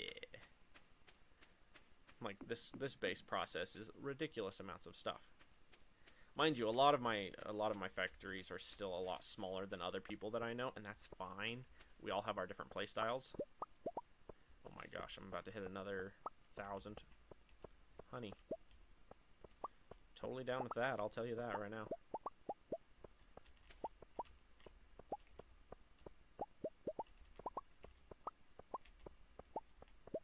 There we go. But yeah. But my thought is, what you do is you invest in gold. This is my thought. This is what I'm trying out. Don't quote me on this. Don't anything me on this. This is just something I'm looking at and trying because I think it might work, and if it works, it'll be really cool. And if it doesn't, I don't really lose anything from it. Or I won't lose much from it. If it totally bombs, if it goes to heck and bombs, it won't hurt too much. That's the idea. It's the risk is relatively low. So if it bombs, who cares? Like, I'll survive, you know. It's not a problem. But if it works, it'll give me just a little boost, which I'm like, sweet, you know. But yeah, the idea for mine is if I invest in gold, because like the economy goes up, gold goes down typically. So it's like gold is going down and down and down and down and down. Find a really good gold company and just invest in that one, or two, or three, who knows, and just dump a bunch of money into the gold. And then you wait for the stock market to crash, because, you know, the stock market, and this is something where a lot of people don't understand this about the stock market, it crashes typically twice a year anyway. Like, with no, like, we're not talking 2008 stock market crash. I mean, crash, like, 5% every, twice a year. It'll drop. And that's normal, okay? So normally it'll crash that much a year, twice a year. And then every 8 to 10 years, it does a big crash. And that's the one everyone freaks out and loses their minds over, right? And the funny thing is, and it was interesting because I was reading this article, and it was actually one that Trump wrote. President Trump wrote it. He wrote this document or whatever. He wrote this thing, and it was like there was some kind of a crash. I think it was like January. There was a pretty big crash in the market. Not absurd, but pretty big. And the crash happens, and President Trump goes, invest! He, like, to the country, he screams it. Everyone, invest! Do it now! Make money on this! Do it now! And everyone goes, all the skeptics and everyone are like, this is the one! This is the one! We're all gonna die! And Trump's like, no! Dump money into it! Dump money into it! Do it now! And everyone's freaking out. And then, like, 2 months later, it recovered a lot. And everyone who listened made a crap ton of money. Because he was like, do it now. Like, right now is like, pull the trigger now and you'll make money. And some people listened to him and a lot of people didn't. And he was dead on. Like, a ton of people made a lot of money off of that crash back in, like, January, February. And then a lot of people freaked out and pulled out money and lost money.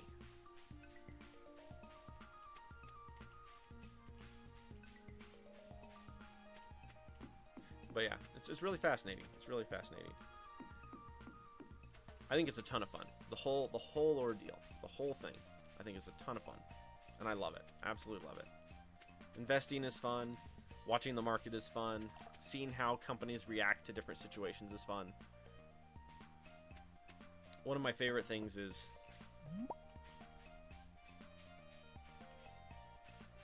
and this is my rant. This is my angry rant, okay?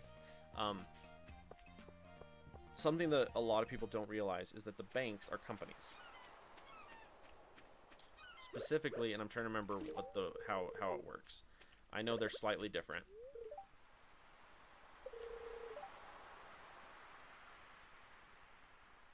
Alex, you're a monster. Yeah, my brand new shoes. I threw them away because I stepped in a mud puddle. I would have donated them, but imagine someone else wearing used shoes. Oh my gosh, you monster. Get out of here. But anyway, the thing that's driving me nuts right now is that if you look at the economy, of the United States right now, it's doing great. Our economy is doing phenomenal in a lot of areas. Like oil prices are super low, our economy is super high, our a lot of our stuff with like the unemployment has gone way down. A ton of companies have brought back their offices back to the United States. For like 10, 20 years, a lot of companies were pushing it to overseas because it wasn't worth it to do it here anymore. It was too expensive. The rates were too expensive. It was way cheaper to do it in other countries. And now we're starting to bring them back, which is awesome. Because it's, if you think about it, the more money and the more companies we have stateside, the more money we keep in-house. Because if you think about it, so let's say there's a big company that's based out of America and 90% of the company's in America, but 10% of it's out of country. That 10% that they're paying to those employees is now being spent in those countries, not America. Okay? So as more and more companies are exporting their business out of the United States, more and more other countries are now earning money off of those big companies based in America. And so as we repair our economy and bring those businesses back, that money made by the companies in America is now paid to the people in America and then spent in America, thus increasing America's general economy. So the lower your tax rates are, the more the entire country grows, because now there's more money staying in country, which is awesome, right? But the other thing is, because of that, there's a lot more opportunity, which is cool. Which one has the shells in it? You? No.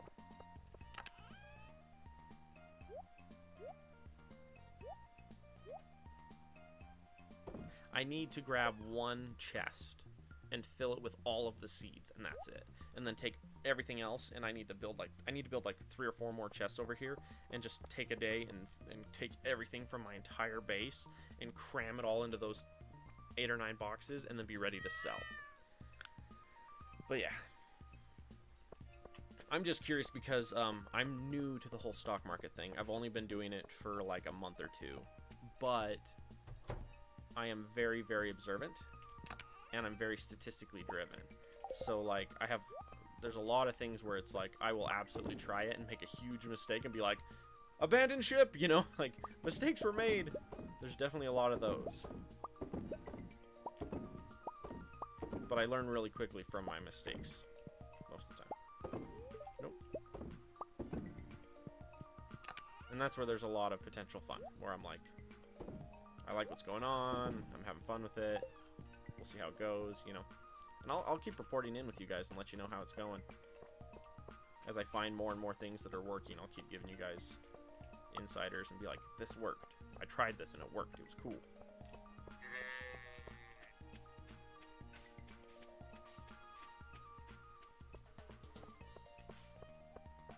But it's interesting because like there are some risks that are worth taking. Some of them you need to watch out for. Some of them are pretty bad. Some of them are pretty good. A lot of them are just, it depends on the day. You just gotta be able to eat that. Oh yeah, keep us updated. Yeah, I can let you guys know that. Like here, I'll give you an update right now. Let me check and see how we're doing.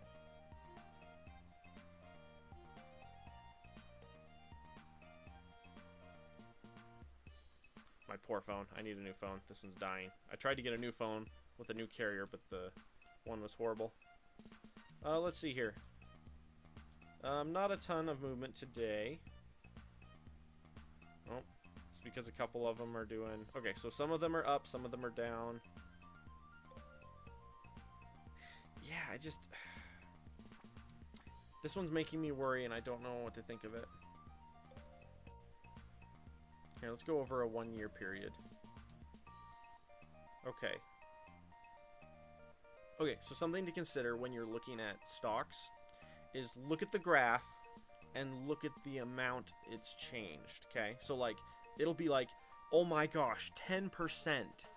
And you'll look at the graph, and 10% is like $1, okay? If it's a small stock, 10% is like $1.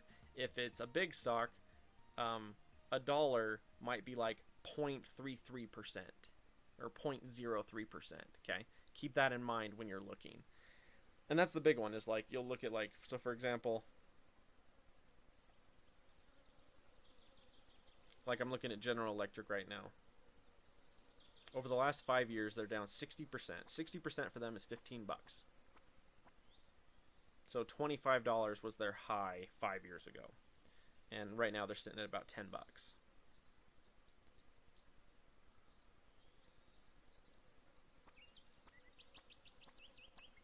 See, and ultimately my return from them has actually been fairly negative.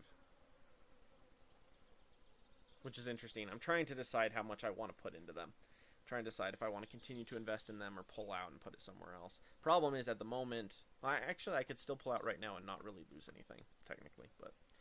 But the idea is pay attention to the trends. And there are ones where it's like, this company is really struggling and it's just going to continue to bomb out over the next year or two. And those are ones where, like, if you see them bombing out, it's not always a bad idea to pull out. Just don't react to a single second's change. You know what I mean? That was one of the big things I learned, was pay attention to the drops, because some of the drops come very regularly. Like there were a couple stocks I was following where they would jump or drop by a crap ton. So like you would get on and it's like, you're down 50 bucks. So like let's say you have $500 or $250 in it, right? And they're like, you're down 50 bucks in 1 hour, and you're like, do I run? Do I run? What do I do? And you're just sitting there like trembling. And then the stock goes, just kidding, we're back up.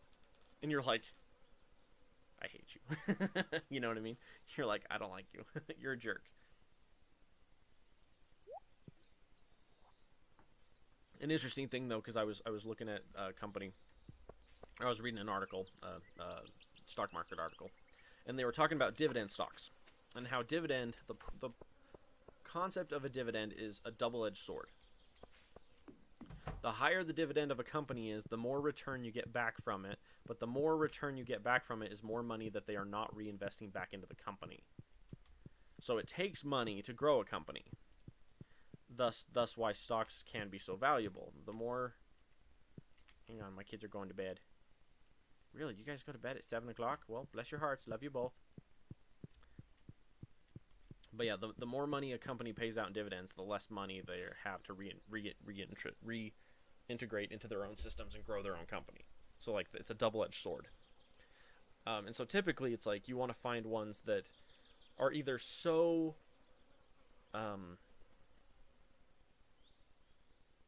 stable, where like they don't go anywhere.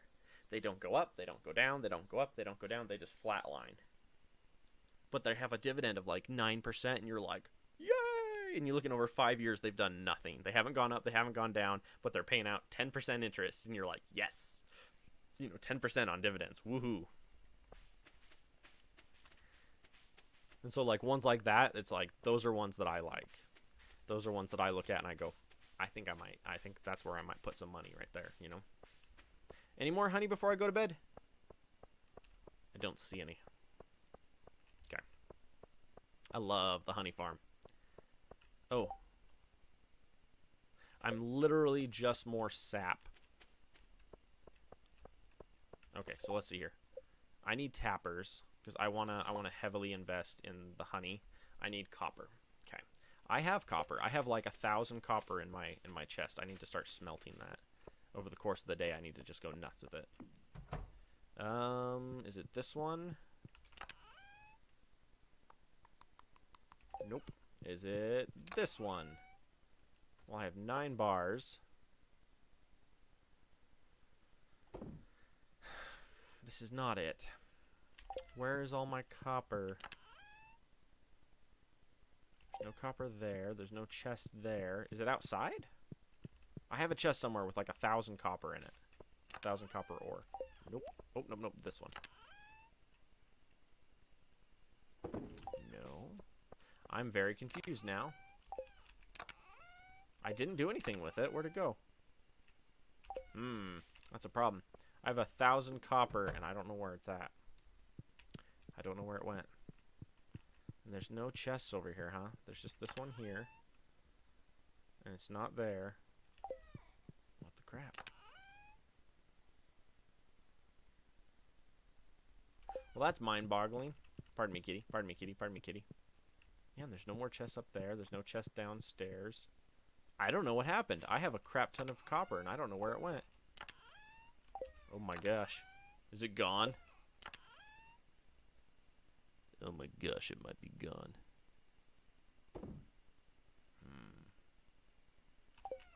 Well, in that case, I might be going and buying some more copper. Or harvesting it. My kids sold it to get toys. I wouldn't be surprised. Oh my gosh.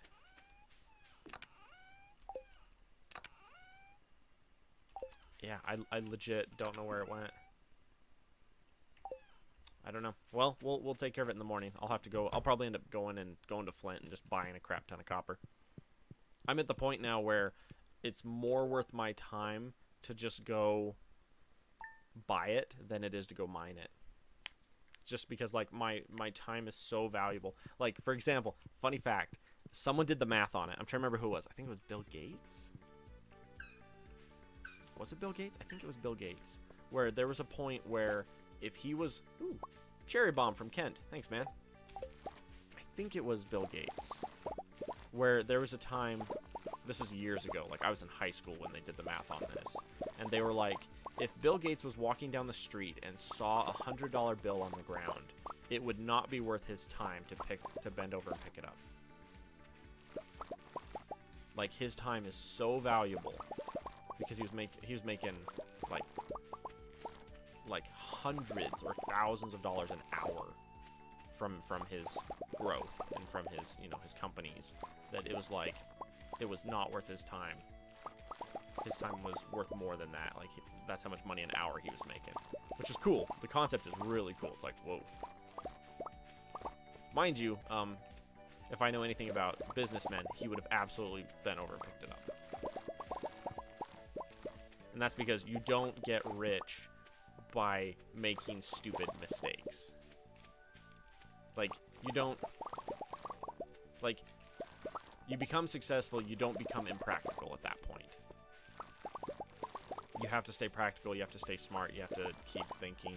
You don't... It's not a pass. Becoming rich and having money is not a pass for intelligence. You know what I mean? Like, there is so much to be gained from still growing and still learning and still investing and still, you know. The funny thing is, and now I have to go back and watch. So Thurston Howell III from Gilligan's Island, he was like one of the world's richest men and then gets stuck on the island. There are a couple episodes where he starts dropping like stock market tips, and he is spot on. And I didn't realize that. Like literally, this is like, what was it, 1960s when it came out, and he's dropping these. He's like, what's money for? To make more money. And Gilligan's like, money is to spend, and he goes, no. He's all offended. No, you don't spend money. You use money to make more money. And the answer is, yes. Money is designed to create more money. It's not designed to... You're not supposed to spend money. You're supposed to reinvest and regrow money. Money grows more money. You'll make so much money by not spending money. Think about that one for a minute. Okay, so let's talk, okay? Not that I haven't been talking for the last 2 hours, but I'm going to continue to talk, okay? Here's my number one tip for anyone that wants to earn money, save money, better their income. This is my number one tip, okay? Go through all of your finances, all of your budgeting, all of your spending, all your everything, and write it down. Like, every month or every 2 weeks, you should be sitting down and reevaluating your spending budget. Every single month. Maybe twice a month, maybe 3 times a month, as much as you need. But reevaluate your spending every single month, okay? One of the things I've found is bundling is becoming incredibly popular for over the last 30 to 50 years. Bundling is becoming the thing everywhere, and it's horrible. Bundling is horrible. And here's why. It's a pit. It's a quicksand pit that says you'll save money if you bundle. And everyone goes, "Oh, you're right, I will," and they do it. And then later you talk to them and you go, "What percentage of your bundle do you actually use?" And they go, "Oh, 5 to 10%." And how much are you paying for that bundle? 3 times as much.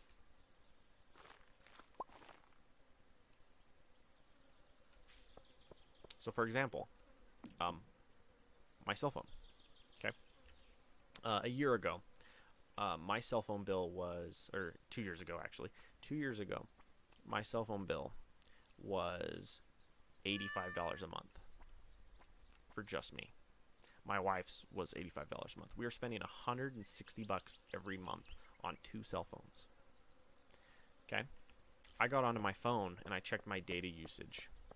I was using less than a gig of data a month. And I was paying $80 a month. And I went, that doesn't make sense. Come to find out, I was on a bundle. And the bundle said, hey, you will get unlimited talk, text, and X amount of gig of data at high speed all the time. And I went back and I went, well, I'm actually only texting like 3 people, and I'm only actually talking to like 3 people. And 90% of the time, my data is not being used because I'm on Wi-Fi. I'm at home on my Wi-Fi. I'm at work on my Wi-Fi. If I'm out and about in the community, I'm not on my phone. I'm doing what I'm doing in the community, and then I come home and then I get on my Wi-Fi. Like, if you're using data out in public, bless your heart, you're an idiot. Like, how many people listen to the same 50 songs? Right? But they stream it. So they're out in the community spending data to stream the same 50 songs that they've been listening to for the last 12 years. Doesn't make any sense. Buy or download those, put them on your phone, make a playlist, and then play it. Don't use your data. Eliminate your data. Get the and here's the thing. Get the bare minimum of every package you need. Okay? My cell phone is $25 a month. $25. That's not much. $80? $25. Okay. Smarten up your bundles. Bundles are okay, but do them smart. Okay? Do the bare minimum that you need to do what you need. Okay?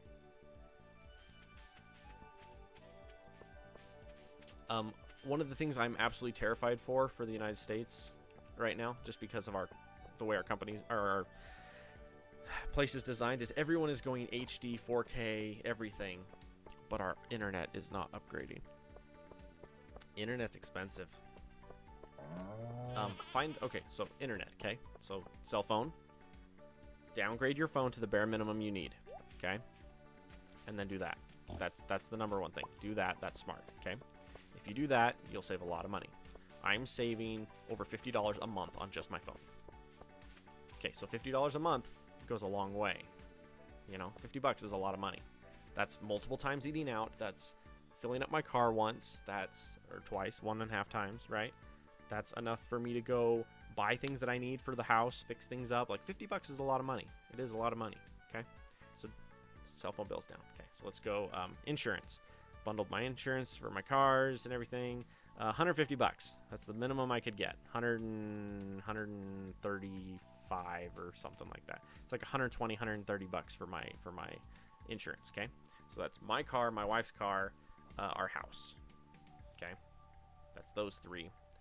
$130 a month. Okay? Internet.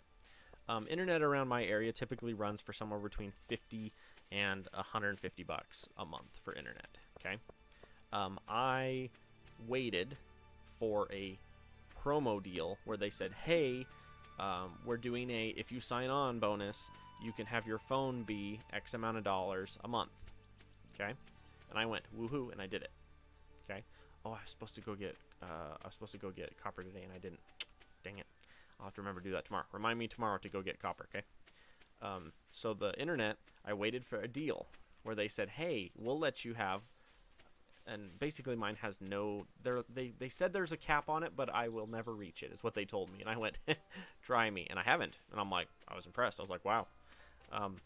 My internet is $55 a month. And what happens is every year they redo the same promotional with the same internet, and I'm on a 1-year contract. And so every year it runs out, and then I just re-sign up on the exact same package. So my internet is only $55 a month. Okay, so I've got $55 a month, $25 a month. My internet used to be, oh, sorry, I'm in your way. My internet used to be between $80 and $150 a month. Okay, so now I have internet and phone for under $80. Actually, I think it's almost exactly $80 for both of those. So internet and phone are now only $80. Used to be closer to, hey kid, I want to be just like my big brother when I grow up. Okay, bye.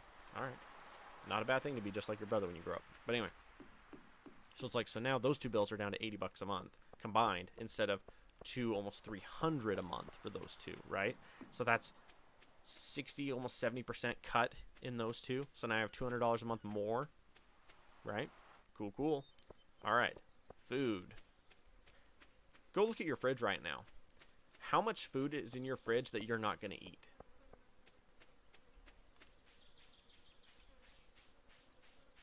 Think about it. How much money is in your fridge and you're not going to use it? I think he's closed. Yeah, he closes at 4. Gosh. Sucks. I was too slow. Think about that. How much food is in your fridge that you're not going to eat? You're going to throw it away. That's wasted money. So part of that, set your budget every week or two. Go over your food of what you ate this week and last week. What did you actually eat? How much did it actually cost? Now compare that to how much you spent for that time period, right? And suddenly you go, oh crap, I'm wasting like $40 to $50 a week on food because I buy it because it sounds good and then I don't eat it. And then it goes bad and then I throw it out. Okay, that's wasted money, right? So go through that, fix that up, save a bunch of money. Okay, so far so good, right? So now it's like, if you think about it, let's say you save $50 a month on food because you're spending better, right? And then you're saving $200+ a month for phone and internet. Okay, you're now $300 positive from where you were last month, just from doing those 3 things. $300 positive for doing those things. I don't know about you, but that's freaking awesome. Right? So that's smart. Okay, my second advice, okay? Give yourself a budget. Not a budget. Let me rephrase. Give yourself an allowance. One of the smartest things you can do with your finances is give yourself an allowance.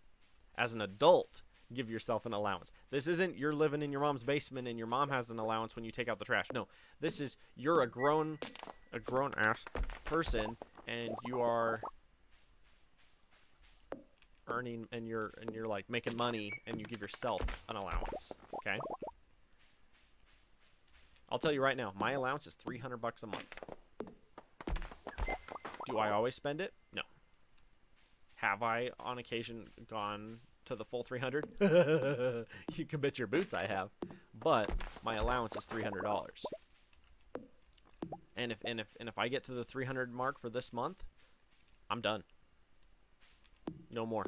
No more money. No more spending. I'm done. If I hit the 300, no more. And now my 300, let me tell you what my 300 is. Eating out, gas, video games, road trips, eating out,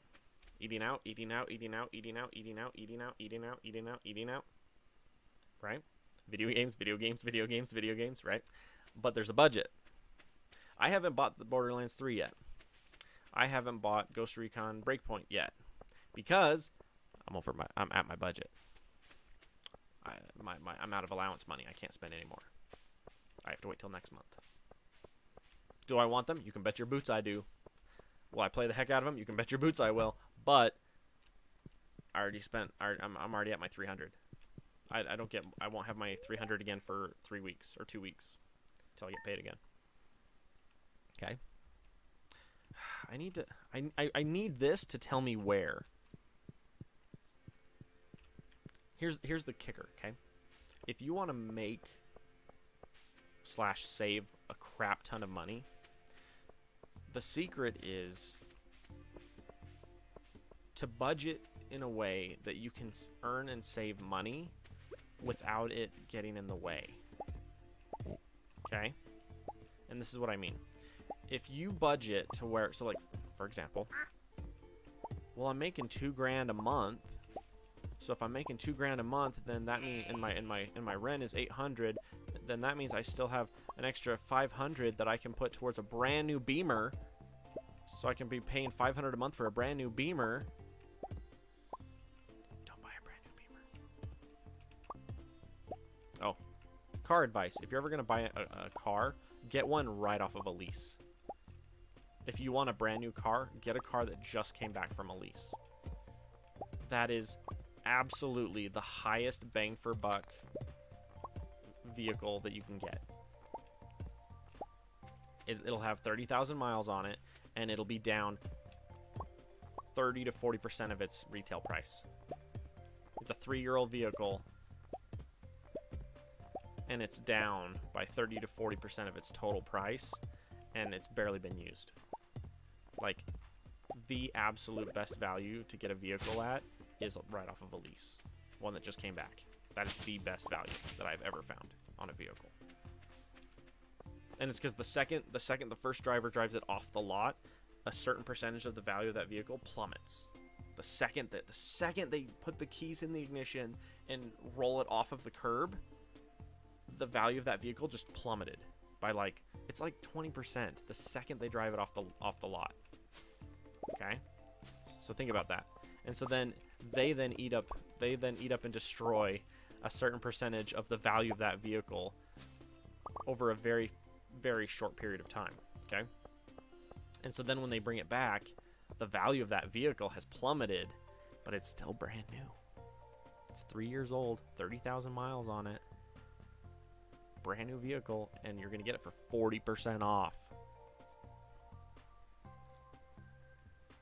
Holy crap. We're talking $30,000 car, 40% off. And it only has 30,000 miles on it. Holy crap. If it's back from a lease, jump on it. Typically, that's a hell of a vehicle. Pardon my language. But oh my gosh, it's such a good deal. Okay? Never buy it new. Buy it right off the lease. That's the best value. Okay? Let's see here. Where were we? Jumping back to what we were talking about a second ago. So let's say you have your budget, right? Or let's say you give yourself your allowance. I'll tell you right now, my allowance is like 10% of my income a month. Maybe. My allowance is 10%. It's not much. I make a decent chunk of change between, because I'm a disabled veteran, so I get that, and I'm working full-time, so I get that. I also just got my license for massage therapy, finally. Oh my gosh, took me 2 years. Got it finally. Now that I have that, I now have that money on top of the other money. So it's like I've got part-time massage therapist, full-time my job, disabled, military service connected, disabled, right? 3 incomes. Ding, ding, ding, ding. And now 10% of my income is my allowance that I give myself. I am dumping like, and this is the secret. Okay, so let's back up for a second. The business model for years, the last like 50, 60 years, the model for life has been put 5 to 10% of your income away into retirement, and then live like you're rich. Live in debt, giant houses, brand new cars, lots of kids, Nothing wrong with lots of kids. Just realize there's a price tag associated with them. You understand? So it's like brand new house, that's expensive. Brand new vehicles, that's expensive. College debt, that's expensive.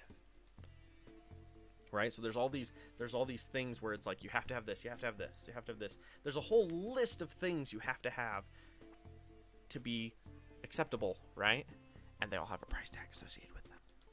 And it's expensive. It's not cheap. It's expensive.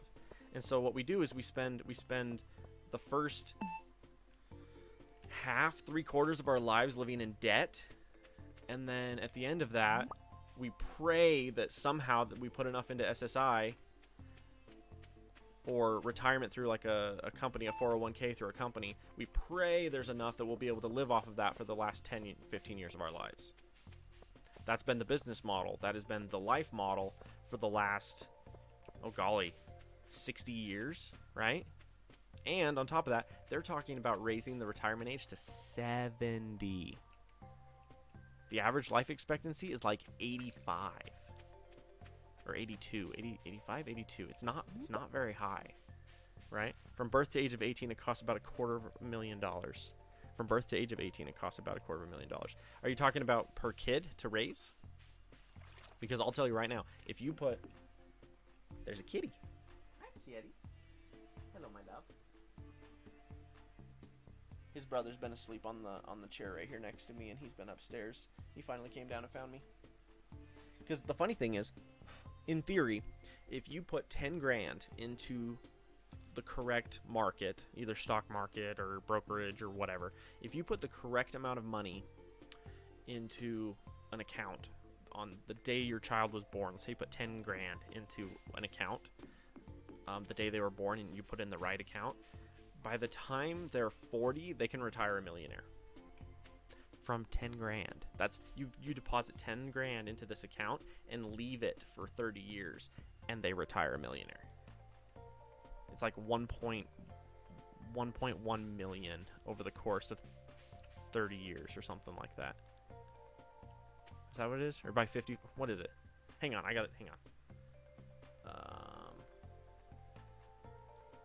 I need my calculator. Okay, so you double your money approximately every 7 years. So 10,000. So that's times by 2.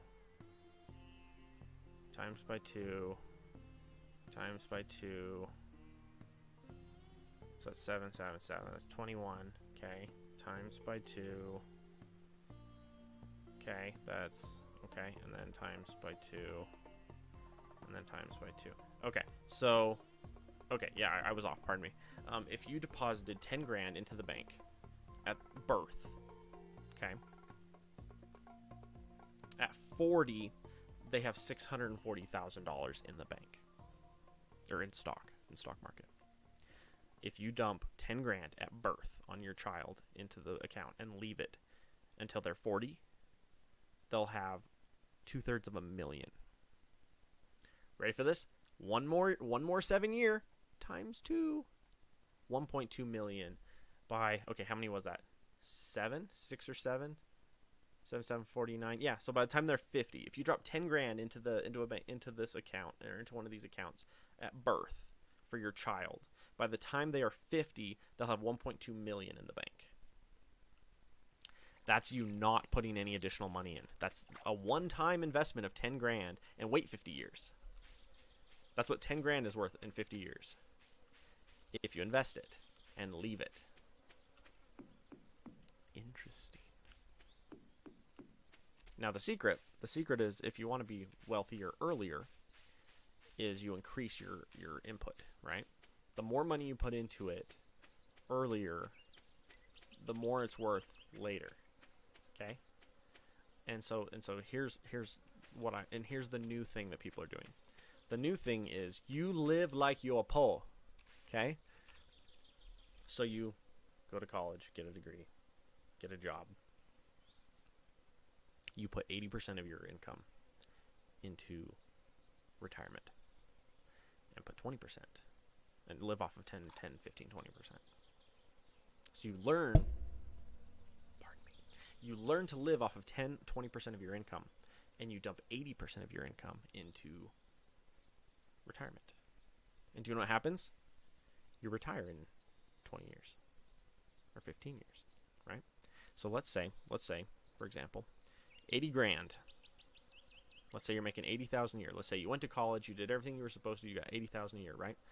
You are living off of 10%, right? So that's 80,000 minus 8,000. Let's be a little more realistic. Pardon me. So 16. So that's 80,000 minus 16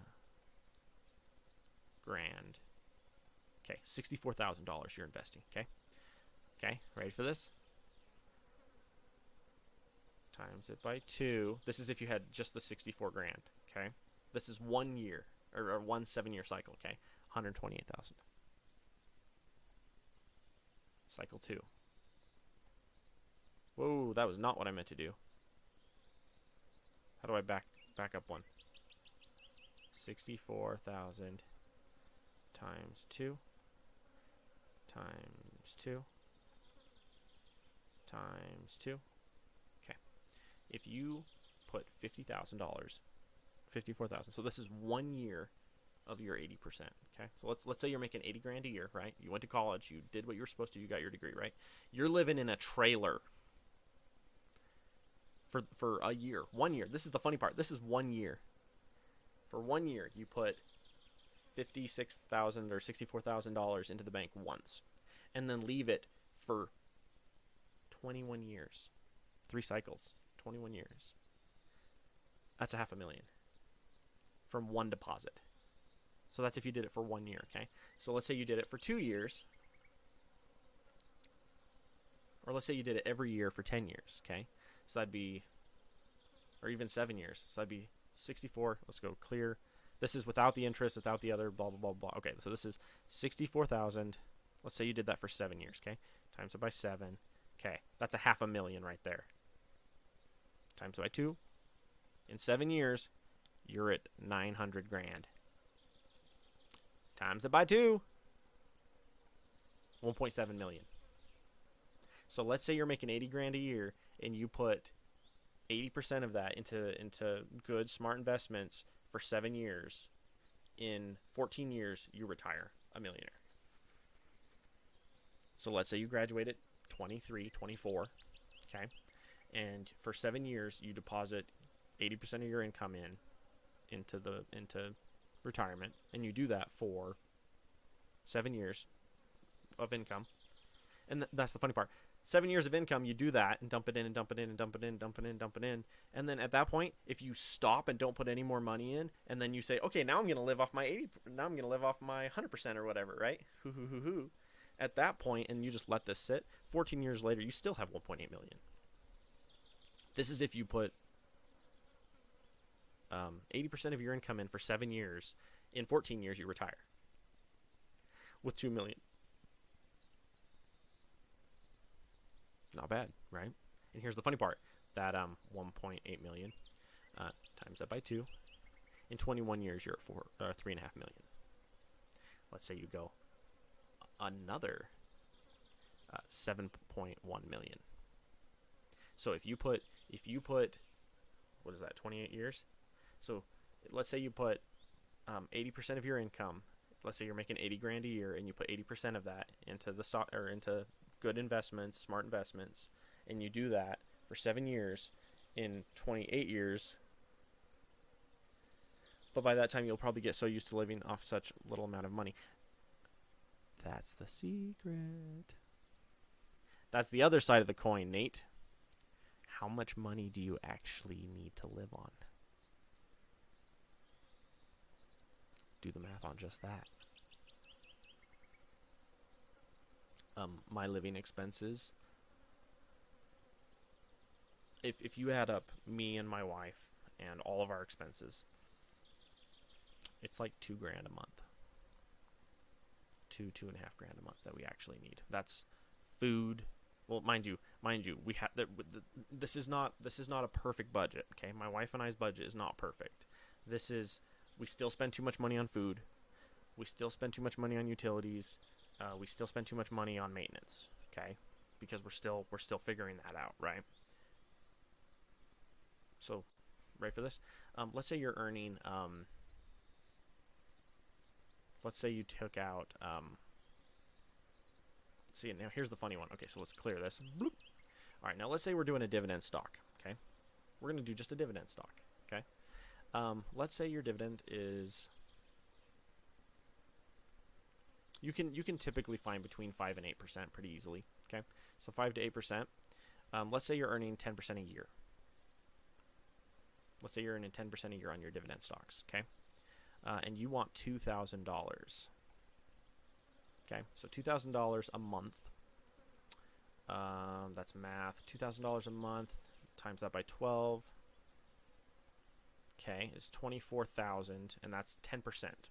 So add 2 extra zeros on that. Bloop. Oh, that's 24. 1, 2, 3. That's $240,000 that you would need in those stocks to have $2,000 a month in money. Okay, so there's two different definitions of retirement. Okay, there's the I'm a millionaire retirement, and then there's the I know how to live off of a small budget, and how much do I need to have that small budget. Okay, if you had $240,000 in stock or dividend stocks or whatever. Now here's the thing. Remember, let's say you're making $80,000 a year and you put 80,000 of that, or what was it, 64% or 64,000 is what we determined. So 240,000 divided by 64. 3.75 years. If you put, so let's say you're making $80,000 a year. If you put 80% of that into dividend stocks, good dividend stocks, be very careful about your dividend stocks. Be very careful where you put it, right? But let's say you're making $80,000 a year. You put 80% of that into dividend stocks across the board. It'll take you 4 years to be making $2,000 a month in dividend returns. I don't know about you. I could retire on that. Mind you, I'm smart, so I wouldn't. I would continue to grow it for as long as I have, because inflation, stock market changes, you know what I mean? There's no certainty, right? And so the more time you give and the more you diversify it, the more stable you become and the harder it is for you to fall later. Keep that in mind, okay? But if you're able to do that, I mean, that's $2,000 a month in 4 years. If you had just that much money. See, and Nate, that's the kicker. As much of the dividend as you don't need, put it back into the stock. Because that grows too. Think about it. And that's where the kicker comes in. That's where you take a good thing and make it. That's the Thurston Howell III saying the purpose of money is to make more money. The problem is you have people that are not educated on how to use money. Almost every single person that wins the lottery is broke within 3 years. We're talking mega Powerball millions. Like, they got 300 million and they're bankrupt in 3 years because they don't know what to do with money. They don't know what to do with it.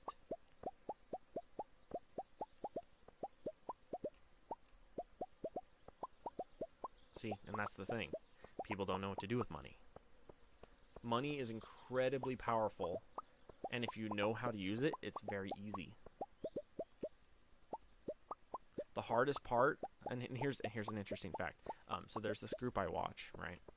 And it's a bunch of people that are trying to become millionaires, and their method of becoming millionaires is to watch millionaires and see what millionaires do.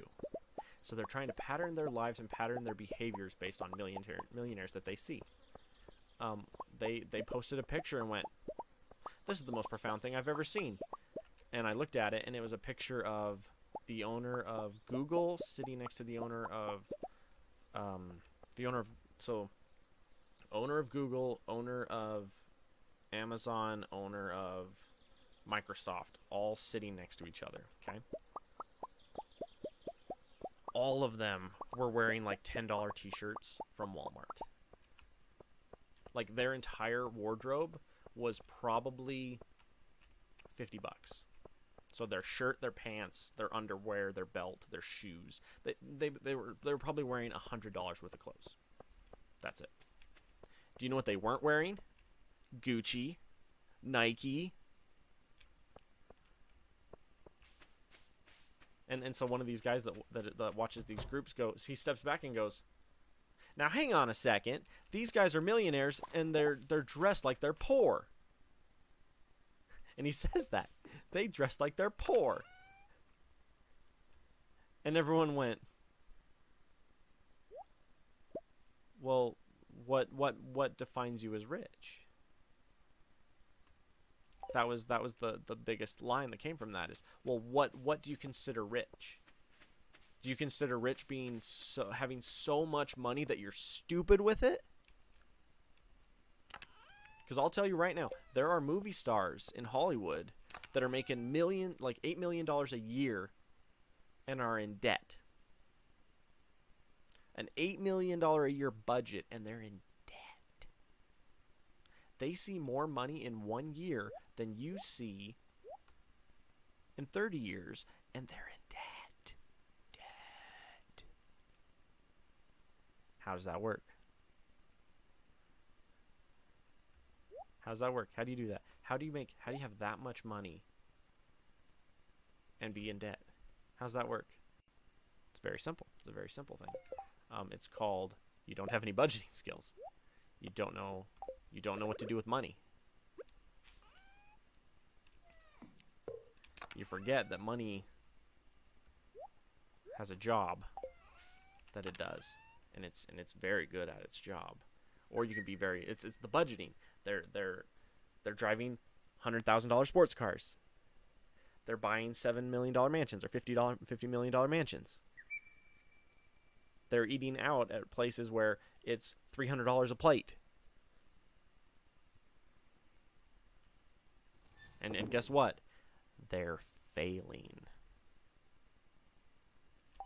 Think about it. They're failing. They've been handed such a good life, but they don't know what to do with it. And they're losing money. They're losing and here's the funny part. Well, it's sad, but it's funny. No, don't hit the start button. Don't do that. Here's the interesting part, okay?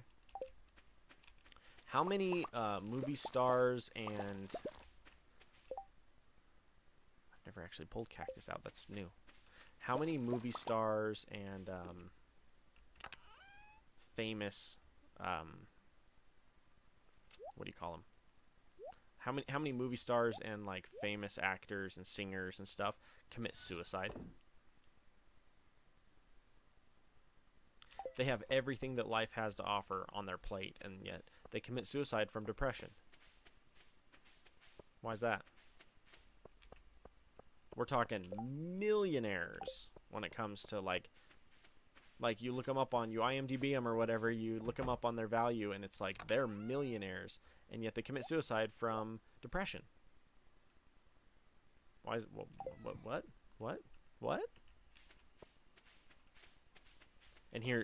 So this is life advice. Ready? Don't burn your bridges. Don't burn your bridges. Please don't. Don't do that. Half of the people that get to that point have burned 90% of their bridges, and that sucks. Or they're to the point where they're living their life to earn the money, or they're doing the job to earn the money, and they no longer enjoy the job.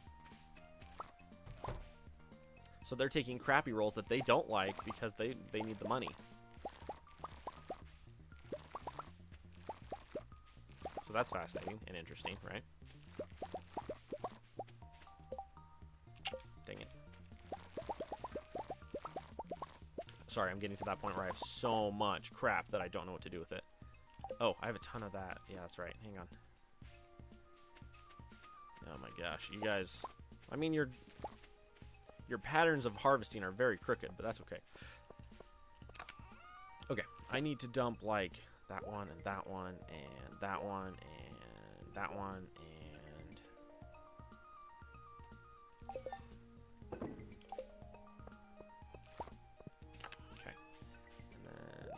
those. Dump all that. Dump all that. Now, I want to grab the potatoes. Whoops. I can take that too. We're going to pull all the fruit out of this one. We're going to pull all this stuff out and just leave the big ones. By the way, I have another stack of that. It's a lot of honey, right? Okay. And now we're going to go that one, that one, that one, that one, that one, that one, that one, that one, that one, that one, that one, that one, that one, that one. Don't forget to buy the copper. Ooh, yes, yes. It's only 7 in the morning. Okay. Let me hit up the rest of the harvesting and then we'll go hit that.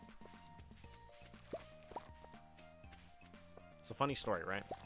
When I was in college, there was a business simulator class I had to take, and the idea was it was an online business simulator where it was like it was designed where you were put into different financial situations where it's like your company has this much money, this is what you do, how are you gonna use your resources, your money, and everything, and make and reach your there was like some objective. You have to make so much money, like you only have so much money and you have to make so much money or whatever over the course of your period of time, right? So it's like you only have this many years to work and this is what your objective is and you have to make it work. I went into that course and took the final, and technically by the standards of the test I failed the final. I didn't do any of the objectives I was supposed to. I was supposed to have like a 3% increase, but I was supposed to follow certain business protocols to do it, okay? Nice. I ended up... No, let me explain my business to you, okay? When I finished the simulator and turned it in for the final grade, I was given a company with a budget of like $50,000, and I was supposed to break even, or like I was supposed to have like a 3% growth under certain circumstances by the end of like a 5-year period. When I finished the simulator, my company was worth $3.2 million. I had a $50,000 budget, and at the end of the simulator, I was at $50 million. Hey, kitty, you gonna come up here? Or $3 million, pardon me, $3 million. There's a pretty tat under me. And it was because I invested it. I was smart with my money is what I did. The simulator, what I did was I invested in the future, is what I did. The company that I was given was one that built sensor chips for computers and electronics. And so what I did was I spent the first year, I took the biggest loan out I could and invested almost all of it into R&D for the first year. So that when the second year started, my kitty, he's chewing on my boxes. At the end of my first year, I was at the maximum debt level on my company. And at the start of the next year, my processors were in the top 10% of processors on the market. And then I mass produced them cheap. I swept the market. I monopolized a market in 2 years.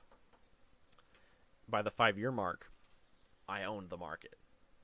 Like, I was the tycoon of sensor chips.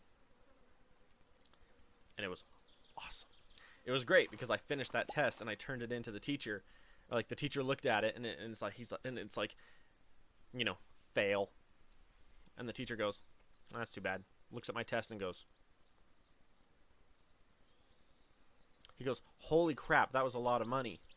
And I went, I know, right? Heck yeah, man. And it was because I didn't look at the now. I looked at the where I want to be in 5 years. All right, we're gonna go buy some copper. We're gonna go buy like 3 stacks of copper. What's up, Clint, my boy? I would like to shop. 150 a piece. Yeah, we're gonna spend a lot of money here. 1 stack might be enough, actually. How's my coal? try and get as much coal as we can too. And I'm gonna end the stream here in a minute, just because I've been on like almost 3 hours. Anything else you got? That's it. Okay. Thank you. And then I'll go process all this ore. Bus stop. I haven't gone to the quarry in a while. I probably should at some point and just check on it. Hey, kitty. Hello. My boys are like, when are you going to come up and hang out with us? I'm like, here in a minute.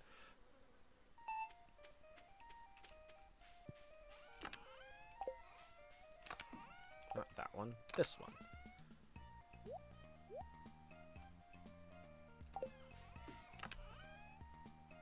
But anyway. Overall, just go over your budgets. That's the main one. Do your budget every single week. Something I recommend, if you're struggling with your food budget, that one typically tends to be one of the hardest ones to balance because it's so impulsive based, and it's like it's hard to do. It's really, really hard to do to balance a budget for food effectively, because you're always gonna have a little bit of waste just because you're not always gonna want to eat the same food, you know? Or you might budget for food and then decide you don't want it later, and that's rough, right? So what I recommend is actually to get yourself like a Weight Watcher app kind of thing,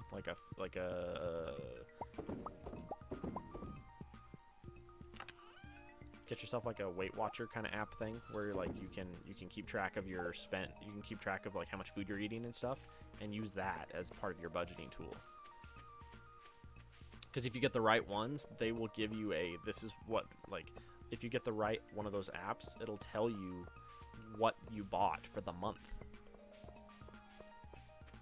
So like you document everything you ate for a month, and then you come out the other side and you go, well, first off, it'll help you not eat too much, and it'll help you balance out your meals a lot, right? Because you'll be like, oh, I'm eating way too much protein or way too much carbs, and I need more veggies, right? So you're like, well, I need to adjust that. So you adjust it, and then you're healthier. And then on top of that, you get to the end of the month, and you go, what did I buy? Here's my list of what I bought for the month. Here's my list of what I ate for the month. What doesn't match? Well, I bought this and this and this and this and this, and all of it's in the garbage. Or it was a frozen food type thing, and you still have it, but it's in the freezer, and you haven't touched it. Oh, I took those with me. Dang it! I was supposed to leave those in the other thing. See, this is where I wish there was an automated farmer stuff. Automated, like. I wish they would give you an option to build a giant one of these that could smelt a ton at once, and like a whole crap ton at once, and then be done.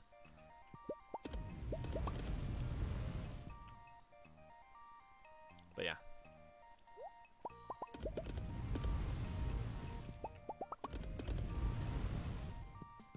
The crazy part is I can literally just sit here and I can do this entire stack in like the afternoon in the game.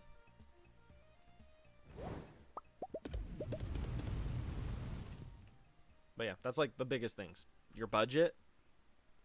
Watch your budget. Give yourself an allowance. Do your research on your investments. Do your research. Do your research. There's no harm in adjusting it as you go. My portfolio was huge like 3 weeks ago. A month ago when I first started investing, my portfolio was freaking huge. And then I condensed it. I was investing in like 15, 20 different companies a month ago. Now I'm investing in like 8, and that's it. And typically I average a lot of return. Let me sign in. I'm checking my account again. I want to look. Are you ready for this? I'm down a walloping 0.2% today. This week, I'm up 0.2% though. Now, mind you, being up 2% this week, I dropped 10% this week and brought it back up to positive 2% this week. So I'm actually up 12% this week. For the past month, though, I'm still down 1%. And that's because over the course of me trying to figure out how this works and how to do it the best way and taking too many risks, I lost like 40, 50 bucks in the first in the first week. I lost like 50 bucks in the stock market in the very first week. I lost 50 bucks because of poor reactive mistakes. I reacted when I should have done nothing, and I invested in companies I shouldn't have touched in the first place. And what I found is there are smart things to invest in. There are stable things you can invest in that you don't care. You invest in them every month, and you just ignore how good or how bad they do, because in 50 years, you'll retire on those ones because they're going to be around anyway. That money, not too bad to lose to begin with. Well, right, so because I only had $500 when I first got in. I only had $500 in the stock market a month ago. I'm up to almost $2,000 now from how much I've been dumping in. Actually, about $1,500 probably. At the end of this month, I'll be at about $2,000. But I'm going to be like, as smartly as I can, I'm going to try to dump about 70 to 80% of my income into the stock market for the next year. And I'm going to see what I can do with it.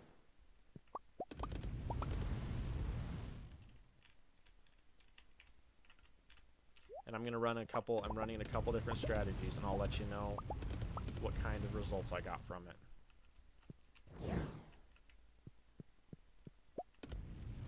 Some of them are, wow, I'm almost done with all of this already. Holy crap. Some of them are very smart.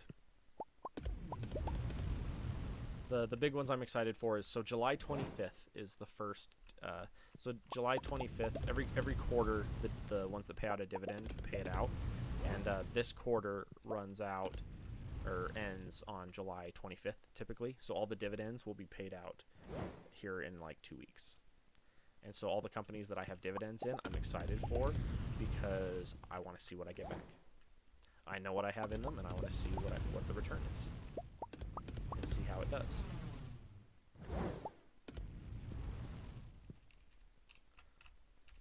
And I'll let you know what kind of results we get. Hopefully, pretty good. The dividend calculator is super confusing, though, because in theory, you would think, hey, I'm getting 10% a month back, or 10% a year, 10% back or whatever. If it was 10% and it was paid out quarterly, and every quarter you got paid 10% of what you're at that point, oh my gosh, you'd be making 40% a year, provided there was no growth and no drop. You'd get 40% a year, which is absurd. Which means clearly that's not how it works. It's not that high.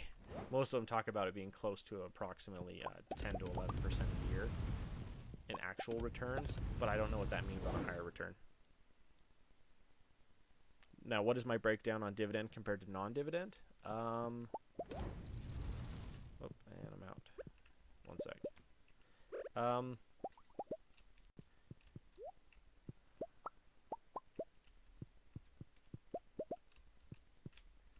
Hang on, one last one, and then I'll hop in bed and be done for this stream, and I'll just sit here and talk for a second, and then I'll get off. So my what time are we at? 6:17. Perfect. I'm working at midnight. I'm working another graveyard tonight, and so all right, this is me going to bed for the night, and then I'll just pause right here and I'll talk. Okay, let me double check. Let me let you know. So at the moment, I'm gonna tell you where I am at the moment. Oh, my internet just blipped. I hate my. I need a new phone because it keeps dropping the internet. Like it sees the internet, but it doesn't stay connected. It's super annoying. Okay, there we go. I'm back. Let me go back to my investments here. Let me log back in. Okay.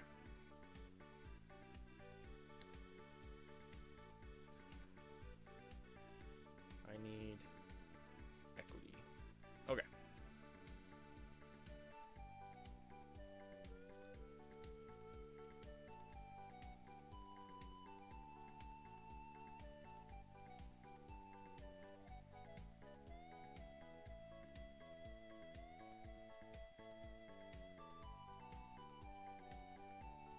Approximately 30 to 40% of my breakdown is dividend based. approximately 30 to 40% of my current investments are dividend based. About 50%.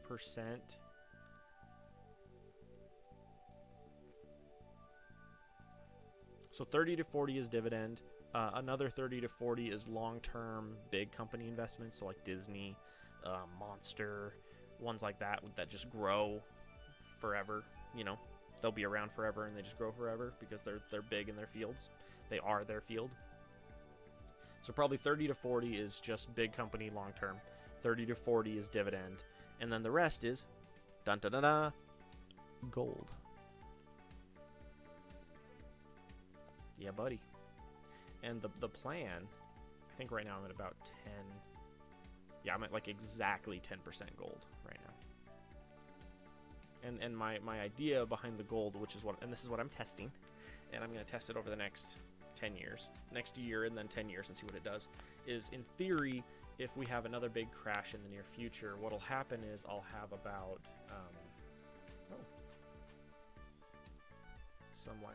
hang on, Fumetsu just sent me a message.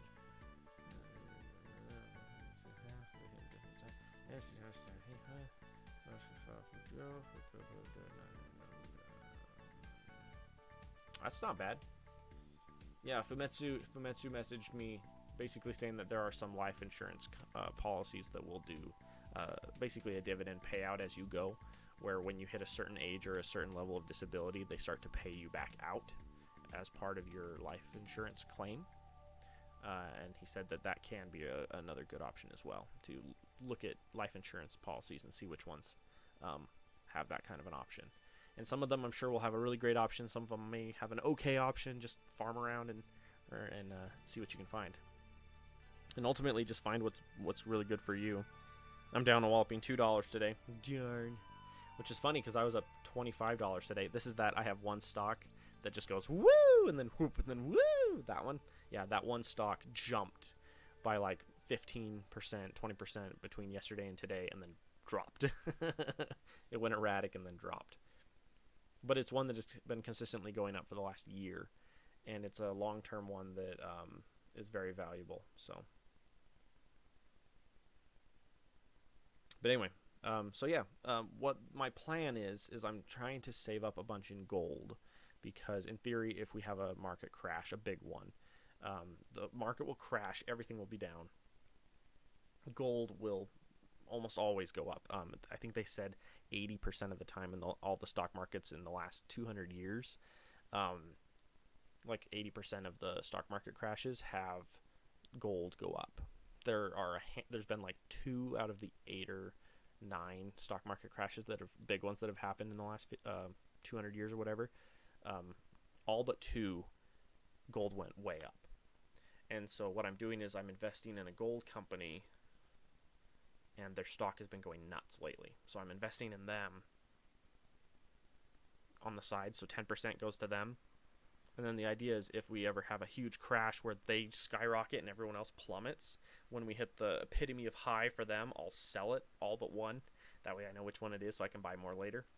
I'll sell all but one when it's really high, earn a bunch of money on it, turn to my other stocks and be like, oh, Disney's down by 10%, I'm going to dump X amount of money into that one. And such is down, I'm going to dump X amount into that one. And I'm going to use the gold as a stim pack, you know, like an adrenaline shot into the other ones. And then when the economy recovers and gold goes back down again, I'll keep you buying more of that again. And then as the rest of it goes up and that continues to grow, I'll continue to dump into those as well. So that's the idea. Oh, we're up to 9 a.m. in the game and I haven't, somehow I got out of my kid locked me in. She locked me in. Really, kid? No, I don't want to sleep. I want to get... Yeah, I love you too. Now move. This is the mistake of putting this stuff together. But yeah, that's my idea. So like right now I'm focusing a lot on just seeing what happens. What I have found is the gold company I'm invested in grows pretty consistent. Well, here's the thing. Come to find out, I invested very wisely in this gold company, and I didn't realize it. They were at the lowest they had been in 5 years and had just started growing when I started dumping into them. So over the last month, I think I'm up. Hang on, I can tell you. So this gold company, for example, I'm up 16% in the last month on my gold company that I'm invested in. I'm up 16% in 1 month.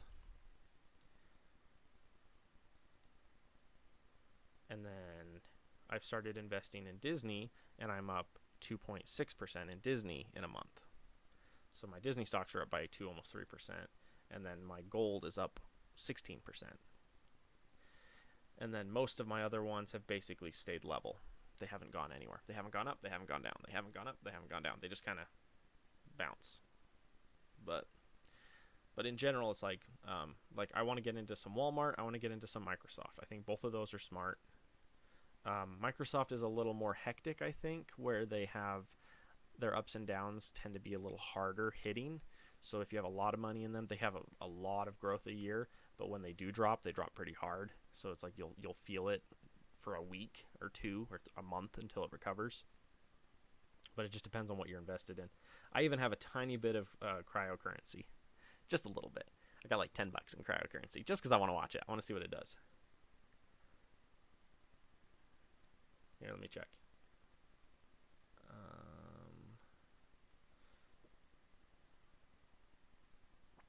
No, not that. How do I details? Crypto is really weird. I'm up 2.5% on Bitcoin. So I'm up 3% in Bitcoin in a month. And then I was doing silver, but I might pull out of silver. I'm down 5 or 6% in silver.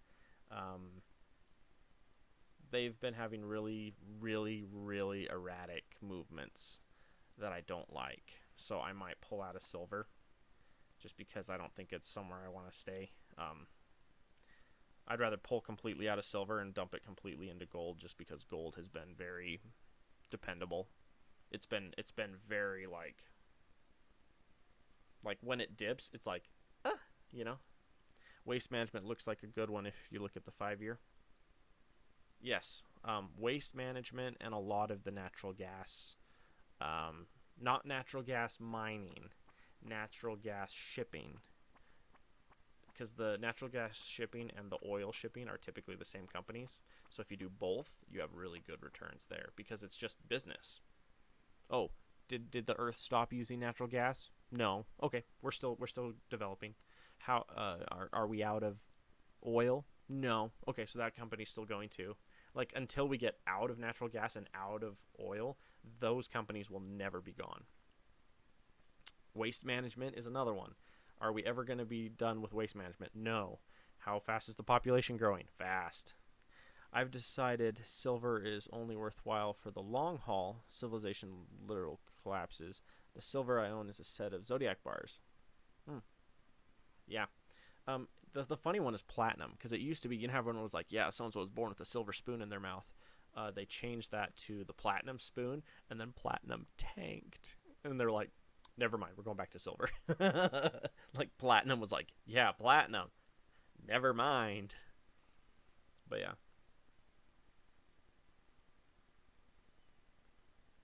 Yeah, my worries is I've got a certain amount in, like, GE. Oh, no. No, I'm still up even there. Well, no, that's a lie because it started me off. Yeah, I might pull out of GE. I might pull out of General Electric.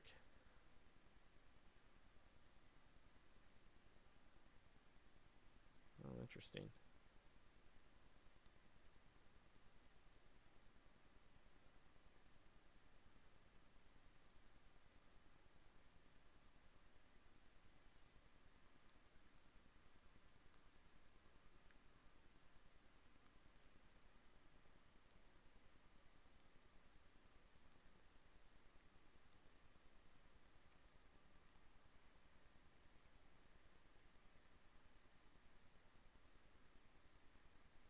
Interesting. Sorry.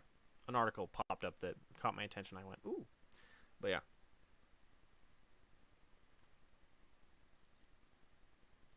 Yeah, GE in general, I'm kind of thinking of pulling out of. They've been on a decline for the last 5 years, but they're one of those with a pretty high dividend that pays out pretty well. The issue is where they are consistently dropping and dropping and dropping and dropping.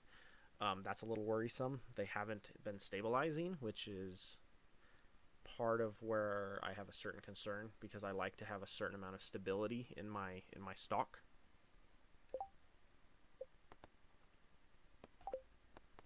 I like to know that my stock is going to at least try to maintain, and where it's been on the decline for 5 years and it's still declining. That was when I kind of inherited, like, when I first signed up, it's like, we're going to give you one free stock, and it gave me a GE, and I was like, GE, it's only $10 stock. I was like, give me a Disney. I'm like, I want like a $150 stock, and it gave me a $10 stock with a 5% dividend. I went, But I might pull out of GE altogether, just because it's been struggling. GE has been, and it's continuing to struggle. There are other dividend companies that I have which are better, much higher, much more consistent, and those ones are really jumping out to me right now. So I'm like, And the problem is, just like, even in the last month that I've had GE, I'm down like $5. Well, here's the funny part. I'm down $5, but they gave me one free stock, which is a $10 stock. So technically I'm down $5 off of my free stock. But if it continues to drop, I'm going to lose even more. The problem is GE is going through a lot of troubles right now, and I don't know if they're going to recover. Because there's a threshold of what you can and can't do to survive, and at a certain point, a company just suffers, and they're struggling so bad, and they're just dropping and dropping and dropping. If I was in right now and they were like, even if it was erratic but it was stabilizing, I'd be okay with that. But they're not. They're just going down and down and down and down and down still. And I'm like, I like them for their dividend, because it's a fairly consistent dividend, which is good. Palladium spoons, lol. Yeah, that's funny. But who knows? We'll see where it goes. Anyway, we're at 3 hours. I'm going to hop off for the night. I will probably be on tomorrow. I've been doing a couple graveyards. Notice my eyes are very droopy. It's because I did a graveyard last night, and I'm doing another graveyard tonight, which means I'm going to go upstairs and go to bed, and then get up and go do another graveyard. So anyway, I'm off for the night. You guys have a fantastic day. I will keep you guys in the loop as things continue to develop, and as I learn more and more about the market stuff. From what I am seeing, there is a lot of fun stuff to invest in, and a lot of potential. That's the biggest thing. Yeah, the more companies diversify in this modern time and the future times, the more they diversify, the stronger they become as a company most of the time. And specific ones are getting ridiculously big, which is kind of cool and kind of unsettling. We'll see how they respond and how they handle themselves. So anyway, I'm off for the night. You guys have a fantastic evening. I will catch you guys hopefully tomorrow. Let me know what game you guys want me to play. If you want me to be playing some... if you guys want me to play more of this, if you guys want me to... Oh, cancel that. I hit the wrong button. There we go. I accidentally shut off my chat on the side, and then went to bring it back up, and it's like, are you sure you want to log out? And I'm like, no, I hit the wrong button. So anyway, I'm off for the night. You guys have a great night. I will catch you guys later. Yeah, let me know what games you guys want me to play. If you want me to do more Stardew and keep going crazy on the farm with the honey farm, we can keep doing that. Or if you guys want to see me do Factorio, we can do that. Just let me know. So anyway, I'm off. I will catch you guys later.